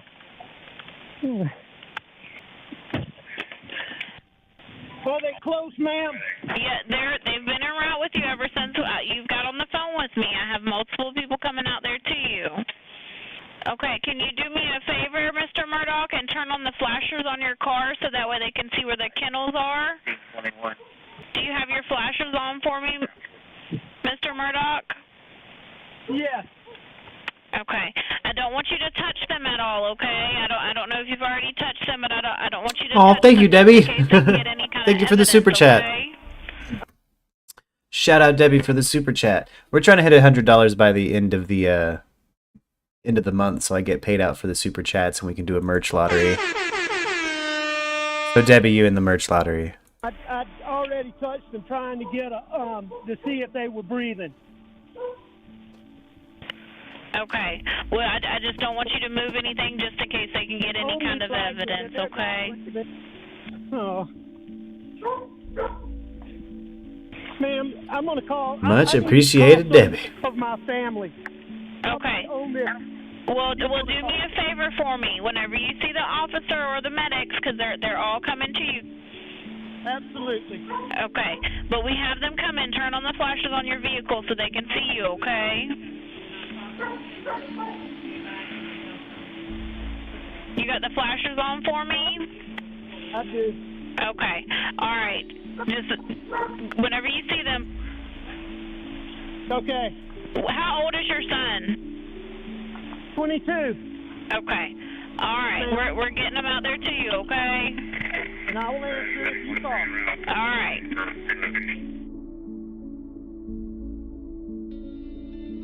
Yeah, even in that 911 calls, Police arrived it shortly doesn't after vibe and right. secured the scene. Unlike the two other events that we have covered, the investigation into this case has very little info that's been made available to the public. Here's what we know at the time of recording this episode. The coroner determined the time of death to be between 9 and 9:30 p.m., so Alec discovered the body shortly after the murders took place. Maggie's phone was missing from the scene and was found the day after the murders on another road near the property. Alec and Buster put out a $100,000 reward for info leading to the arrest of Paul and Maggie's killers. One thing that many people point out when looking at this incident is the fact that Paul lived in Columbia, South Carolina at the time. He spent most of his time there, some of it at the Moselle property, some of it at the River House near Beaufort, and some of it at the house on Edisto Beach. The Murdaugh family had multiple properties, so it's believed that the killers would have to be familiar with the family to know when they would have been at Moselle. That does change things significantly. The fact that Paul bounces between multiple houses. There was a reason. Alex was involved. I feel like Alex was involved. We know they're pressing charges. Paul and Maggie Murdaugh is still the state feels ongoing, the same way. And at the time of recording this, nearly 6 months after the murders took place, law enforcement has made almost no information available to the public. I've been doing some speculating in the series, but I've been trying to keep it reasonable and be responsible about it. Some of my personal thoughts I've left out of these videos because I didn't feel like there was enough evidence to support them. This episode is going to be a little different. In order to cover the theories surrounding who killed Paul and Maggie Murdaugh, we have to speculate. While I will give as much evidence as I can to support each theory, the evidence is extremely limited, and much of it is circumstantial. Remember, the idea of being innocent until proven guilty is extremely important, and as we look at these theories, we want to hold our belief in them lightly and with a grain of salt, knowing that they're just possibilities.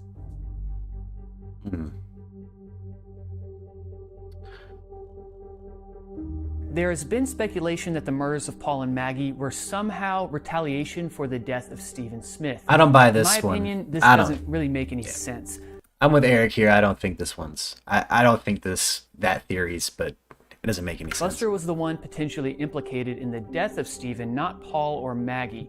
In addition, I've met Stephen's mother, Sandy, and I know people who actually know her, and she really is the sweetest lady. Stephen's mother was questioned by the police and nothing came of it. Stephen's father passed away in 2015, years before the murders of Paul and Maggie. There's honestly not much to cover here. We do know the investigation into Stephen Smith was reopened based on information received while investigating the murders of Paul and Maggie, but I think that might tie into another theory.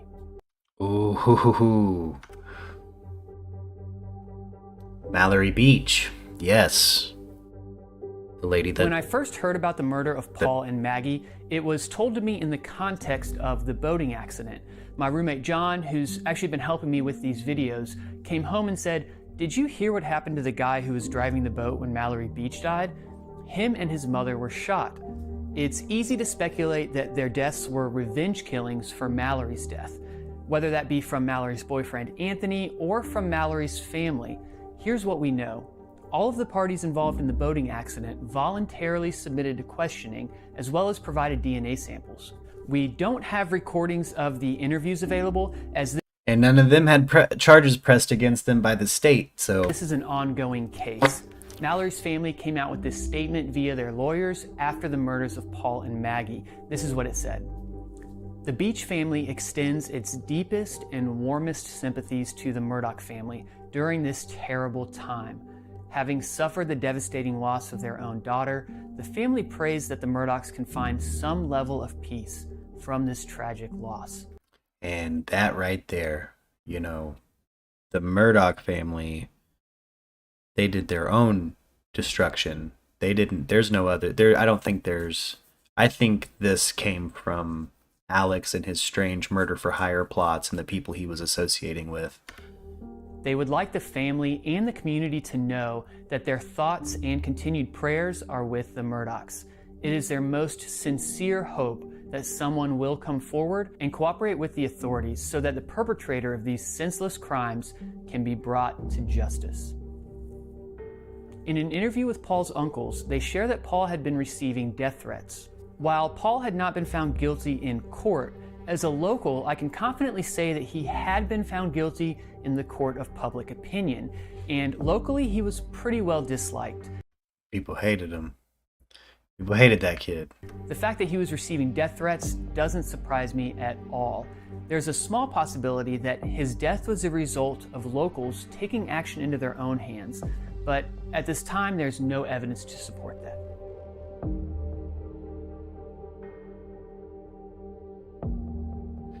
Killed to keep quiet. We know that the investigation into the death of Stephen Smith was reopened because of information received while investigating the murders of Paul and Maggie, but we don't know what that information is. Remember Sean and Patrick from the previous episode? Let's get to know them a little better.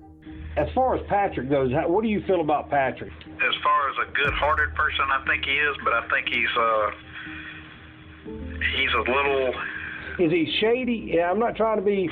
I'm not trying to be, put words in your mouth. Don't get me wrong, but that's the best way I kind of describe people sometimes when. Well, that was the word I had in my mind, but I was trying to think of a better way to put it. I understand. His real dad is not a outstanding society member. Been arrested, before. Yeah, and I think he's in some drugs and stuff like that. So. Do you think Patrick, does he have a criminal background? He was charged with attempted murder, but I'm not exactly sure what the circumstances behind that was. What? Patrick, what? Why are these not open suspects in the Stephen Smith case? I want to say that was one of them times that they may have charged him a higher charge to work their way down. Yes, sir. I understand. He's a little shady. Okay. That's probably the perfect word to use. Okay. In 2015, Patrick lost his temper and shot at a vehicle with people inside. Sean was with him at the time. Patrick was charged with attempted murder, but the charges ended up being dropped. Just a few months later, their names are brought up in the death of Stephen Smith. At that time, Patrick and Sean were friends with Paul, Anthony, and Connor. Here's the theory. Let's say some combination of this friend group were present the night that Stephen Smith died. And because they were all friends, this entire group knew about what happened that night. Fast forward to the boating accident. Paul is charged and awaiting a trial date to be set.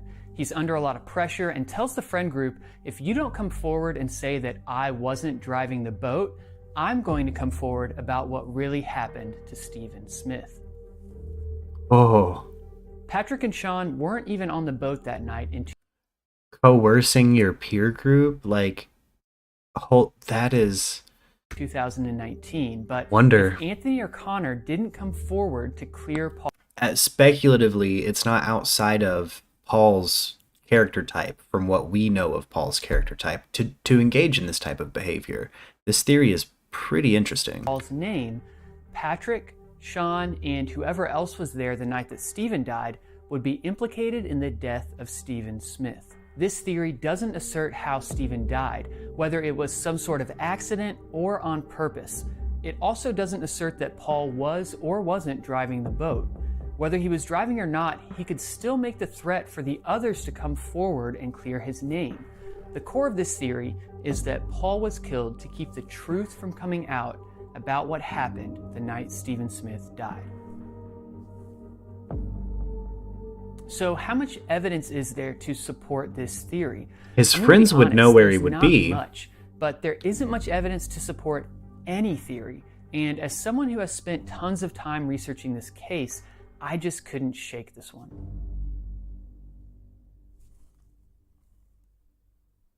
Yeah, that's an interesting theory. At the end of the day, we do know that 2 people lost their lives. This was said about Maggie Murdaugh in her obituary. Maggie graduated from the University of South Carolina in 1991, where she met her husband, Alec. She was a member of Kappa Delta sorority and has kept in touch with many of these friends over the years. Maggie and Alec raised their 2 sons in Hampton, South Carolina. Alex, why does he keep saying Alec? Spending their summers at their beach house in Edisto. Maggie had a heart of pure generosity and loved welcoming friends and family into her home on any given occasion. She adored her family and cherished spending time on the boat with her 2 sons. She will be remembered as a second mom to her sons' many friends. She made the most out of every situation and lived each day to the fullest. I didn't know Paul Murdaugh, and according to some stories we have heard, he's done some messed up stuff. I'm not here to defend those actions, but I know that he didn't deserve to be killed for them. It's so easy to judge someone without taking into consideration the wider context of how they became who they are. I had amazing parents, and I'm genuinely grateful for how they raised me. Who's to say any of us would behave any differently at 19, given the same upbringing that Paul had? When Paul got drunk, his friends said that he would act completely differently. They even gave his drunk alter ego the name Timmy. It seems to me that many of the people following this story assume that Paul was Timmy all the time, but we actually know very little about who Paul really was. Maybe he is a villain in this story, but even if he is, his opportunity to change, mature, and become a positive member of society was taken away from him, and that's not okay. I'm different right Eric now Allen. than I was at 19, and I'm sure the same could be said about many of you watching. Regardless of who Paul was as a person, his life was cut too short. This was written in Paul's obituary. Paul grew up with a love for the outdoors and particularly enjoyed hunting at their lodge in Moselle with his father Alec and his brother Buster. He was a junior at the University of South Carolina, where he was often found cheering on the Gamecocks with his friends and family. Paul never met a stranger and had an abundance of friends. He was always eager to lend a helping hand to anyone in need. No one was more loving and genuine than Paul, and because of this, his personality was one of a kind.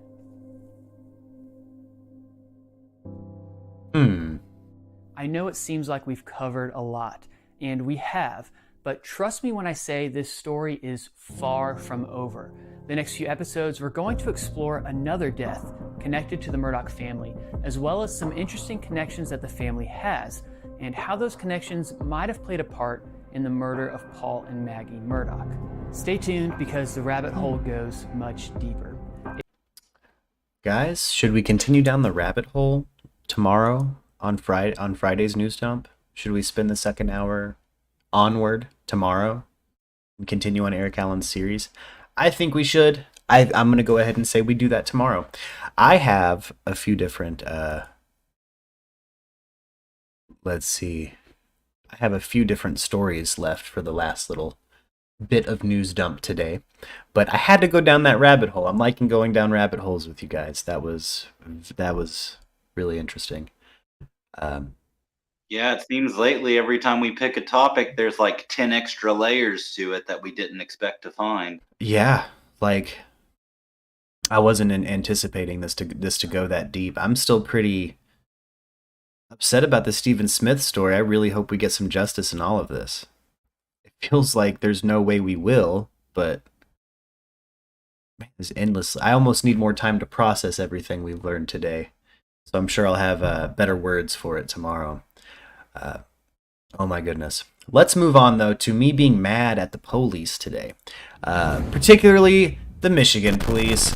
I am so tired of police incompetence. Just check this story out, guys. Flowers and candles lay at these steps outside the house where the bodies of 35-year-old Tierney Savage, her 13-year-old son Dayton Cowdery, her mother 58-year-old Kim Ebright, and 35-year-old Eugene Savage were found Sunday. Today we learned through court documents that Tierney and Eugene were separating after 8 years of marriage. On June 24th, Tierney filed for a personal protection order against Eugene in the 34th Circuit Court, writing this note in the protection request. He has mental health issues and recently purchased a firearm, and that is concerning to me. She said it. He keeps saying he is going to blow his brains out, and I do not want my safety or my son's safety in jeopardy. She said it to the police. The personal protection order was denied by the judge who wrote this in the PPO document. Insufficient evidence of a showing of immediate and irreparable injury, loss, or damage. Petitioner can request a restraining order in divorce court. That is insane. When you have attached the purchase of a firearm to this situation, you have to evaluate it. Like, it's not like he just showed up with no weapons saying this kind of stuff. He bought a gun and was saying he was, unstable, voicing how unstable he On was. July 7th, Tierney filed for divorce just 3 days before her death. The executive director at the River House that covers Roscommon County says cases like this have been more common in the last 6 months, and the reason is unknown. One thing I will say for sure is, we can't say that intimate partner violence is because of stress financially or mental health issues or whatever else is going on. Intimate partner violence is a result of power and control issues. And so whatever level you're at within that relationship, then it will increase the more stressors you add onto that. So that's something to really, I think, is probably where a lot of this is stemming from. Scott said We have to, these things we know about psychology and interpersonal relationships, we have to start adjusting litigation to match what is black and white in front of us. You know what I mean? That judge should have absolutely allowed a protection order, and the cops should have been there for it. She should have. I mean, this was a police report, and it really feels like she handed it to the police. The police gave it low priority style to a judge. A judge said no. Says victims need to know how to maneuver through the court Which is system, ridiculous. and River House and other organizations can help people through that process. When the individual leaves, they are 75% more likely to be in a lethal situation. Because obviously the way the power and control dynamic works is the perpetrator is going to feel more of a loss of control whenever their victim leaves because they're used to that dynamic. And so they will push it to some of those extremes. Threatening suicide, threatening homicide. In Roscommon County, Ireland Viscount, Up North Live News. Oof. Thanks. Yeah, that's upset. Upset about that one. That one had me just angry this morning. That was kind of the news I woke up to. But let's hop over to, let's see, I got one more loaded up here. Unedited conversation between Representative Gary Click and transgender woman Cam Ogden. Which I don't understand. This recording contains strong language concerning the LGBT plus community. Listener discretion is advised. You in school then, or What's that? What are you in school, or you said you're doing modeling? Like, what are you? Yeah, so I'm an engineering student. Okay. But my first semesters in college were COVID. Well, halfway through, and I ended up not getting into mechanical engineering. Mm-hmm. But I didn't do horribly on applying for the other stuff. But I really want to do mechanical engineering. Yeah. Just because of the freedom it offers. Right. So I was most interested to do mechanical engineering, and I ended up deciding to transfer. Probably the thing that happens, but depending on whether or not my girlfriend gets into her intended major, which is aerospace. Yeah. Oh, wow. So we're both shooting for the stars. Yeah. Literally, right? Pair of intellectuals here. Well, sure. Yeah, you're the one that works in politics, man. Don't throw stones. But yeah, so I was we kind of had this decision of like, well, do we want to stay at OSU and try and really... Hold up, that audio is rough. Let's see if we can maybe find a better... there's apparently a Gary Click scandal going on.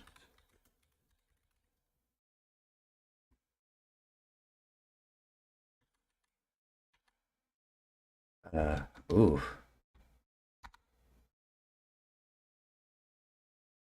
See, there's the unedited.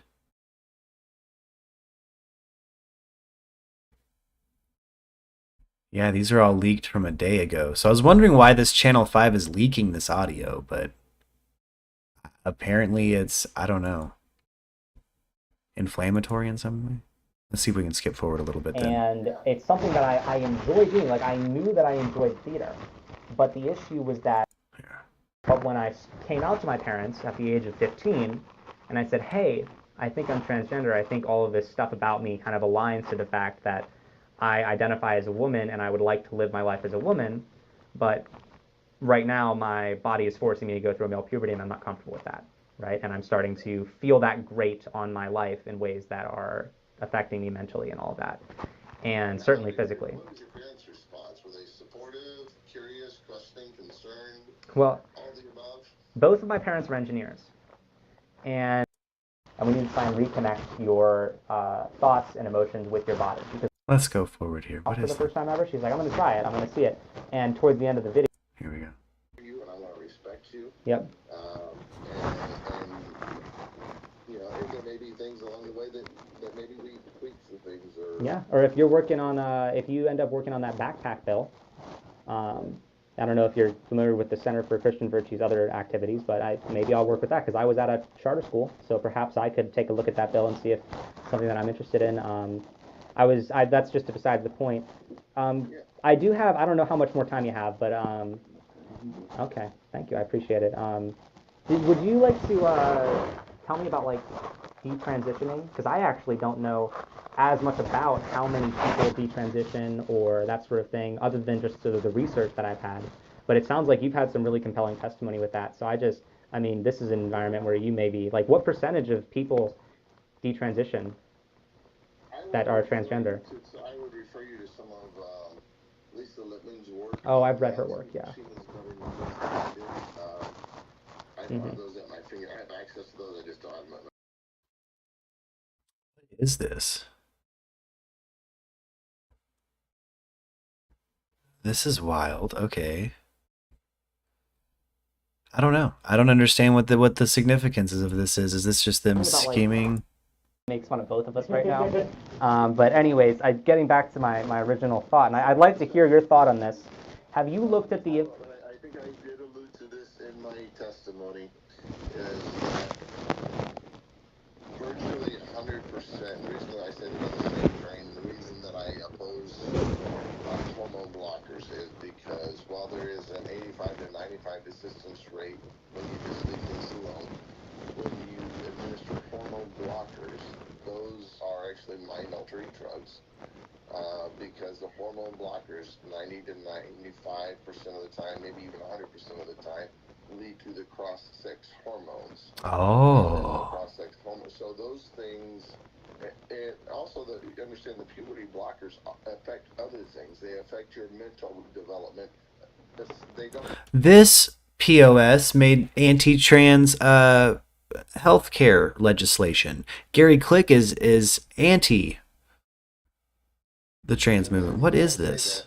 Totally aside from your secondary sex characteristics. I understand. Yeah, I understand that there's been very, very... You're good. Yeah, hormones play a very good, strong role in the development of your brain, period. Aside from all those things. So you're stunting your mental development in ways that have nothing to do with, sexual identity. Or gender identity, or however you prefer to phrase. Is that even true, though? You are locking someone into, in my position, you're locking them into the dysphoria that they have already experienced. And then the next step is the opposite sex, cross-sex, the HRT, however you want to phrase it, is the next step. And then so you direct that person into that person, which naturally leads them into, about the time that it is common. Right now, yes, this is. But we know it doesn't typically happen before 18. But what? We're still all preventing it. Then you go into those surgeries, and then I think, and this is my perspective, is for a number of people, and this is, not just my perspective, but what I hear from detransitioners, is you get to the end of the line, and then ultimately for them, and I'm going to use their words, not my words, is that they realize and then that's when they have a higher suicide rate, 20 times above that, which is normal. And that's when they also begin having those regrets and detransitioning. So that's why I say it's on the same train, is because it's a very long train. Yeah, but the administration of the hormone blockers puts them on that path. That is the most likely outcome for them. And so that's why I say that's why I say it's the same train. I understand. And I think in the point that Representative Liston This is like the messiest camera or microphone work.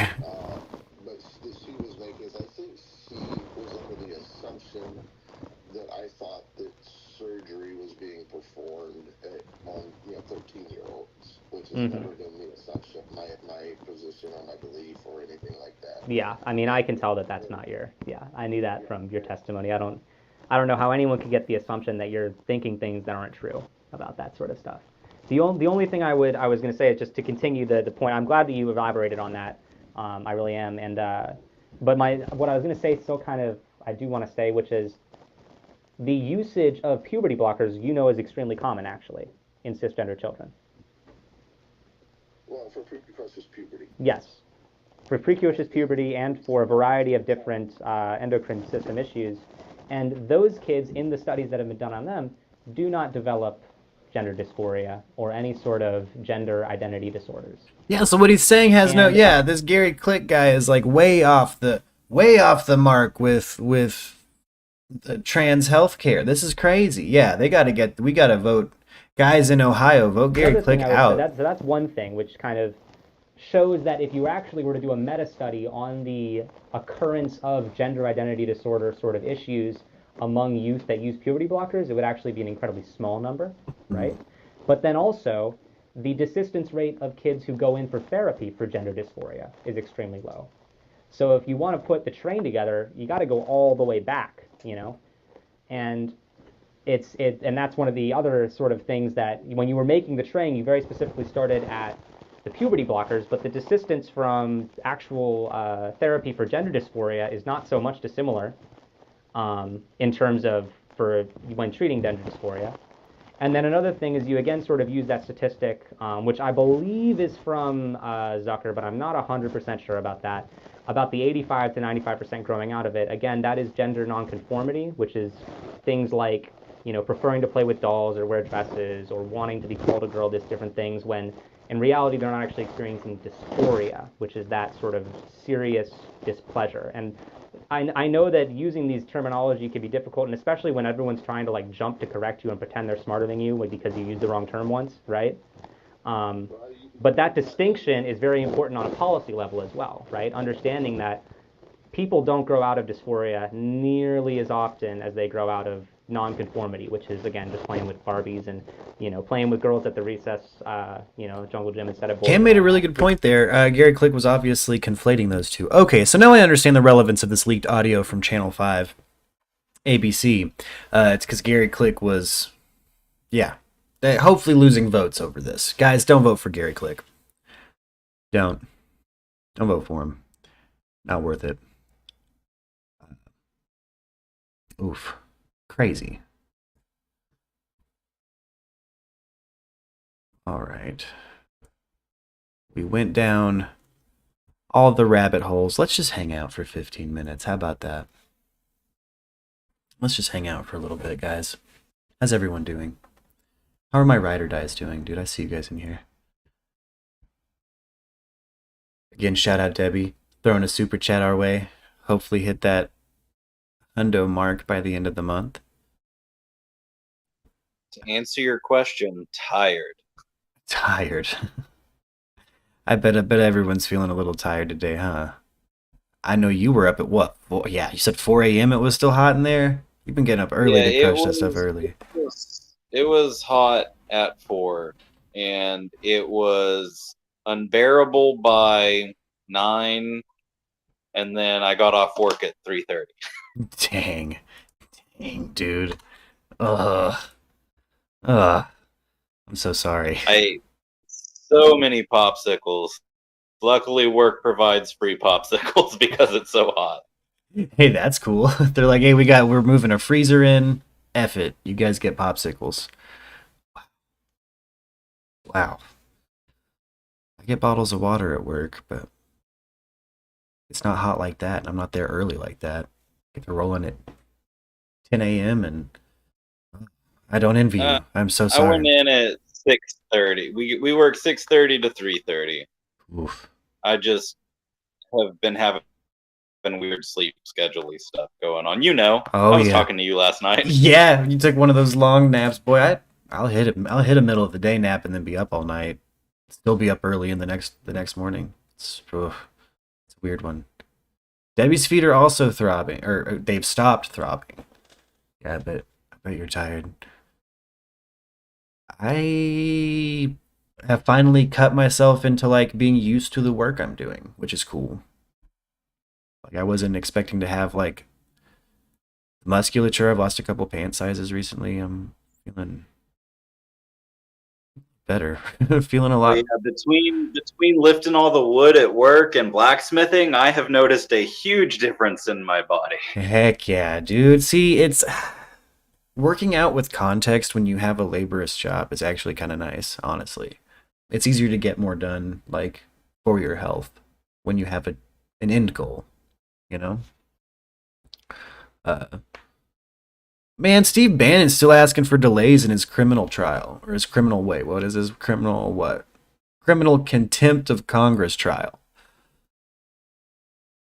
Dude. Which one was he again? He was the Breitbart guy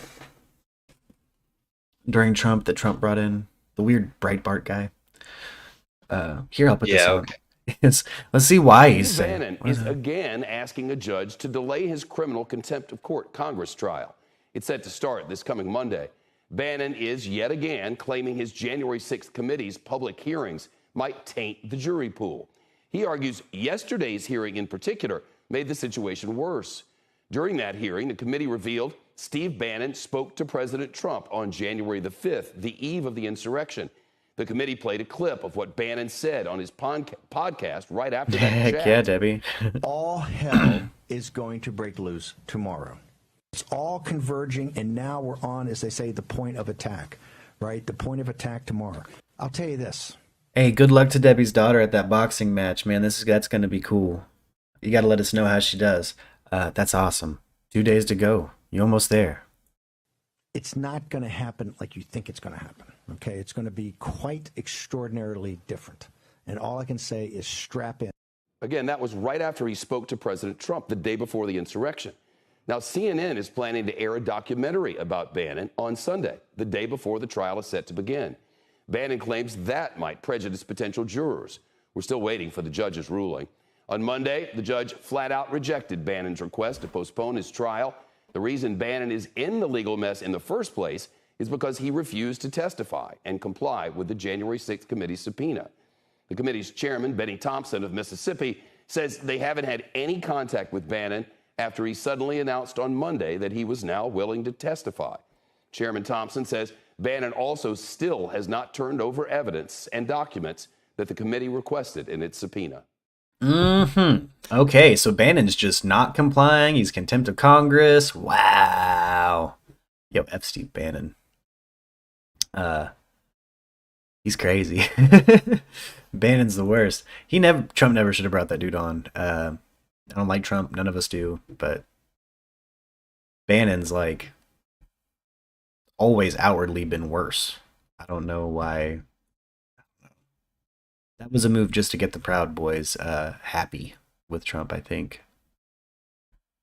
They're like, I'll hire the guy who hired Milo Yiannopoulos.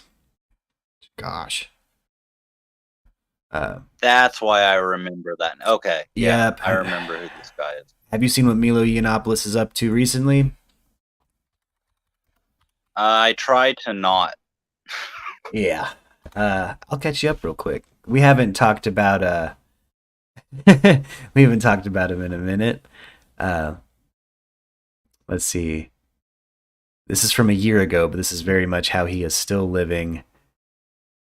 Milo Yiannopoulos is saying he is no longer gay. He's prayed it away. He's a straight man now. And this is who he is. He's all about drinking a Bex and wearing a trucker hat, and he's not into fashion as much. Yeah, he's apparently... You know, if he left everyone else alone, I wouldn't even care. Yeah. But I know he doesn't leave everyone else alone. There really hasn't been any news on this dude on YouTube in a minute. No, just people who loved him when he was still gay, but he's not gay anymore. He doesn't want to be homosexual. He says he's straight now. Wow, okay. Then we'll just do none of those filters and just go back to here's this. It's the only thing we have. Conservative provocateur Milo Yiannopoulos says he's ex-gay and sodomy-free. In a shocking interview with the Christian blog LifeSite, the dangerous author claims he is leading a daily consecration to Saint who? To Saint Joseph. He's leading a daily consecration to Saint Joseph. He's full Catholic straight now, and will enter. How do you consecrate a saint? A saint is already consecrated. Exactly. Like, you consecrate an item to a saint. Yeah, I have no clue what that even. That's. And will enter conversation therapy, which is not recognized by any professional medical association. He's only doing alternative pray the gay away stuff. Over the next decade, I would like to help rehabilitate what the media calls conversion therapy. It does work, albeit not for everybody. Is it conversation or was it conversion therapy they said earlier? Probably says conversion. Oh, conversion. I didn't mean to say conversation. Oh, it is conversation. Typo. They meant conversion. Conversion therapy does not work, Milo. That's crazy. Ioannopoulos said he and his husband, John Lewis, will continue to cohabitate under new terms. What? So it's all for show. It's all for show. The guy I live with has been demoted to housemate, which hasn't been easy for either of us. It helps that I can still just about afford to keep him in Givenchy and a new Porsche every year. Could be worse for him, I guess. What? Milo, you're gross, dude. Milo's gross.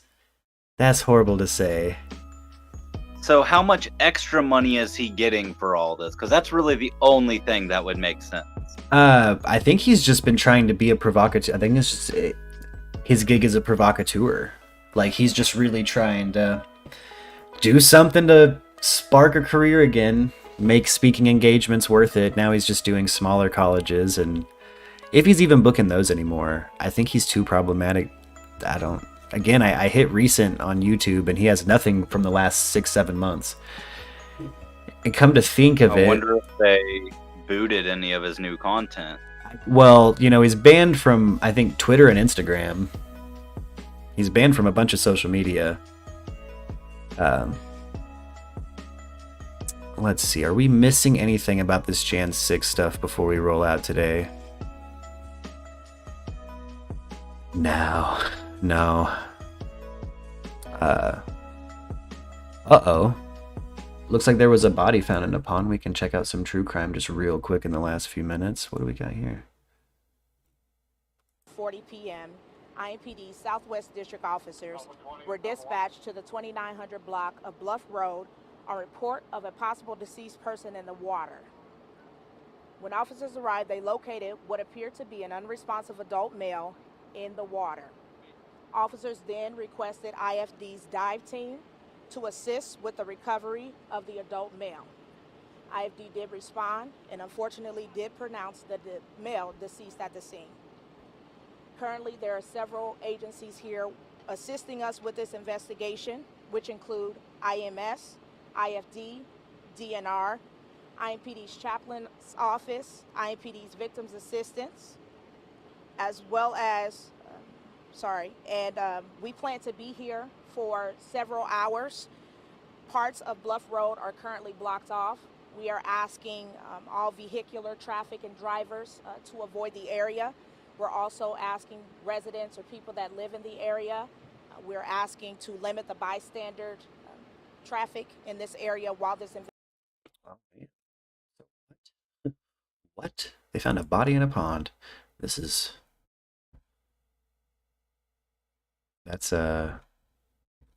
insane. Let's see if where's IMPD? What is this? Thanks for inviting us in. We want to get you right to that breaking news tonight from Indy's South Side. That's where police right now are investigating a man's death after his body was discovered in a lake. Tonight, family members are now waiting to learn if that body belongs to Kyle Moorman. The Indianapolis father went missing last Wednesday with his 3 young children after they went fishing. Oh. So let's get right out to Lauren Kostick. Lauren's live at the scene with the new information police shared in the last hour. Lauren?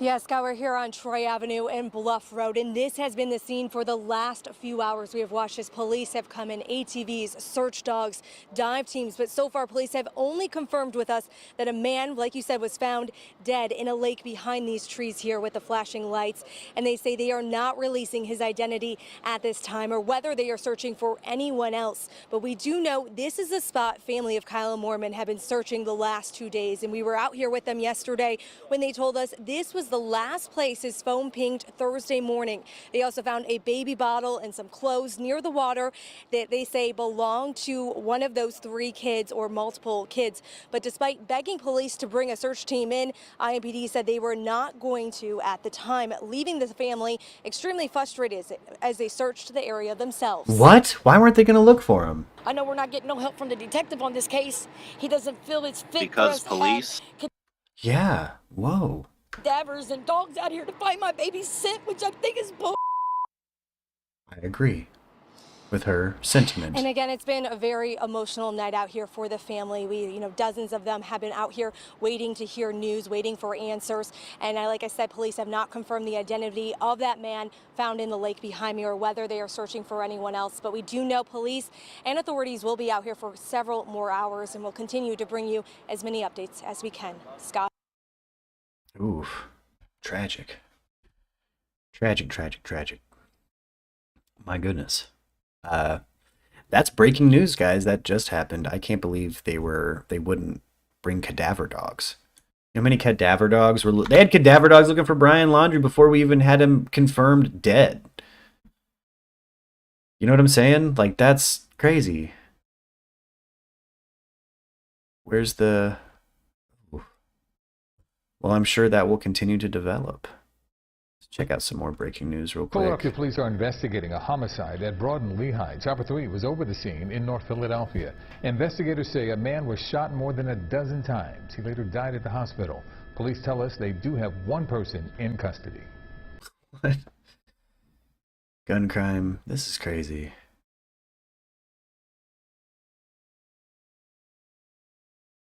So much. Well, it's been 7 days since Kyle Mormon and his 3 children were last seen by their family. And this evening, we can sadly confirm that they have been found dead. Their bodies wait, they did find were recovered from a pond on the south side of Indianapolis last night. Yeah, this is where it happened. Fox 59 has been working to learn more. Damn you, algorithm. More about exactly what took place here over the last week and how they ended up in the water. Our Eric Graves picks up the story from there. This is the spot where officials pulled Kyle Mormon's car out of this pond just after 1 a.m. Wednesday morning. You can still see broken glass and other debris left here on the ground. Neighbors I talked to say fishermen would use this pond all the time, often pulling their cars right up here to the edge. It's a tragic ending for Kyle Mormon's family after frantically searching for Kyle and his kids for days. IMPD says Kyle was found dead in this pond off Troy and Bluff on Indianapolis's south side Tuesday night. Dive teams found Kyle's car shortly after. A vehicle was pulled from the water and 3 young children were found inside, deceased. The Marion County Coroner's Office confirmed the bodies pulled from the pond are 27-year-old Kyle Mormon and his 3 young children, Kyle II, Kiana, and Kyron. This is heartbreaking for everyone involved. Since Sunday, we've been talking with Natasha Hayes, Kyle Mormon's mom. We reached out to her this morning. She said she didn't know what to say right now. Hayes says Kyle left home late Wednesday night. His plan was to drop off his kids at his brother's house and go fishing with him, but... And he never made it to his brother's. The search for Kyle and the kids eventually came to the pond off Troy and Bluff. Family says this is the last place Kyle's phone showed he was. We were there as family searched the pond Monday night, and just after they discovered something.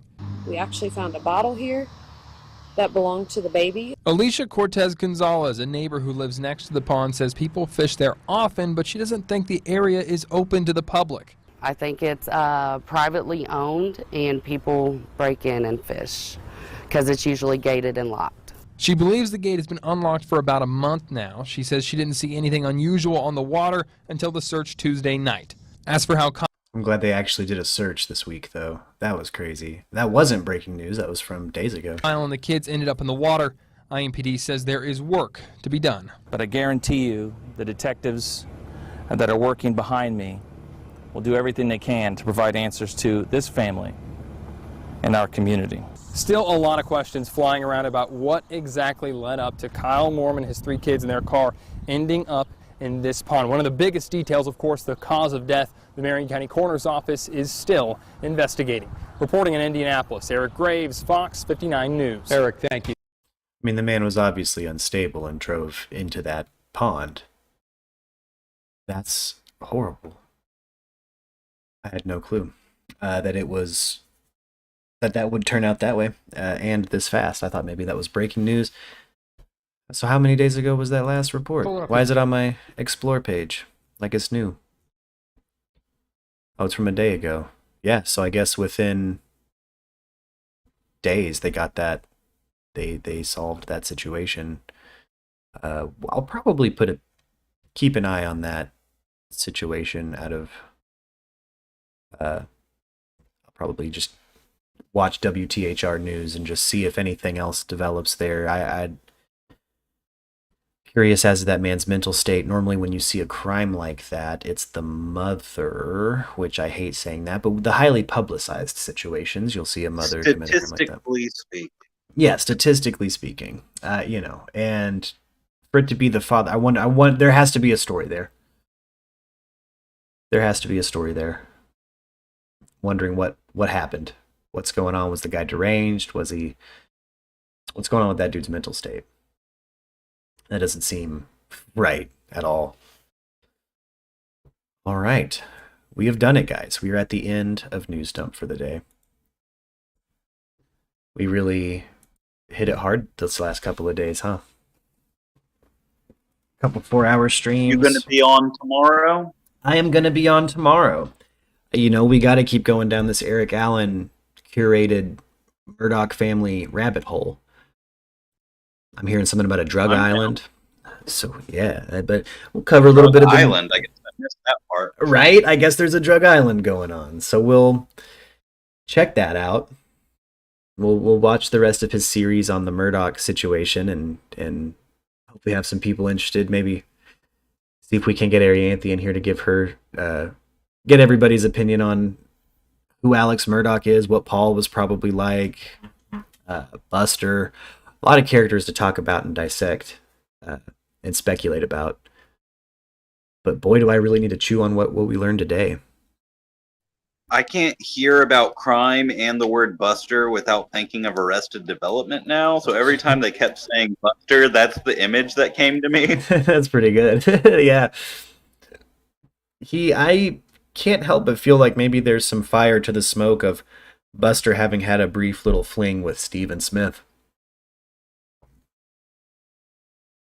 There's a reason. Scared it was going to come out or something like that. There's something going on.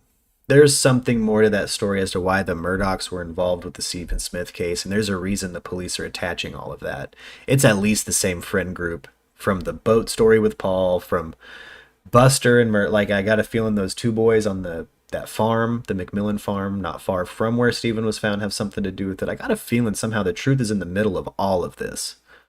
Does that make sense? I think maybe all of this is relevant to that case. And that's... Makes sense to me. Yeah, I think that there's a unified theory there, and I think the cops have to be close to it. And it's not like they have to worry about the Murdaugh, legal sack being swung at him, because that dude's over.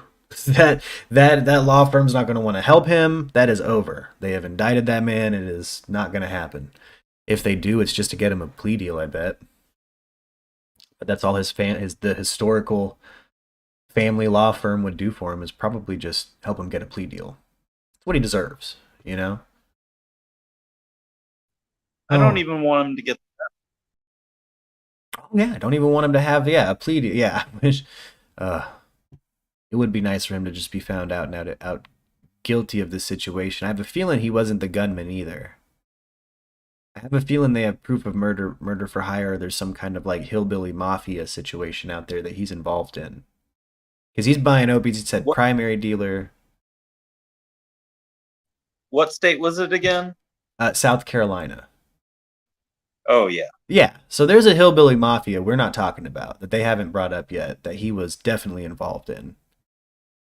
And I got a feeling with what, the title of the next episode we're going to watch, I believe, something about a drug island in South Carolina. So we're going to check it. We're going to check it out. We'll check it out tomorrow.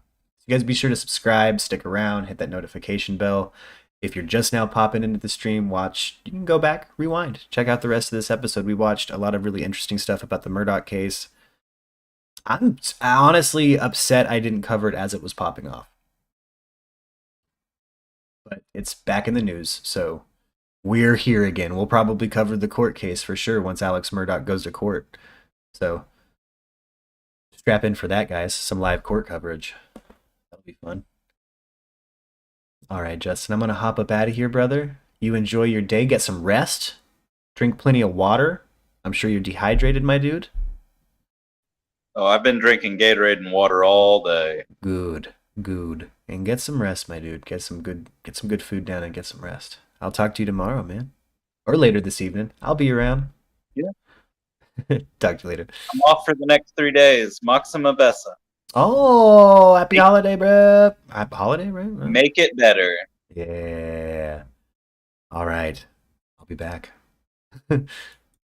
Everybody, smash that like button. Hit the notification bell. Make sure the notifications are set to all and not priority. Everything here is pretty low priority, so be sure to hit all. They changed the notification bell again, it looks like, and I'm not getting notifications like I want to from people I like that aren't me. So I know I'm having the issue too. Anyway, let's see. What's the song we're going to go out on? Old Cartoons by AJMW on their album Eternal. Okay, let's do this. Later, guys.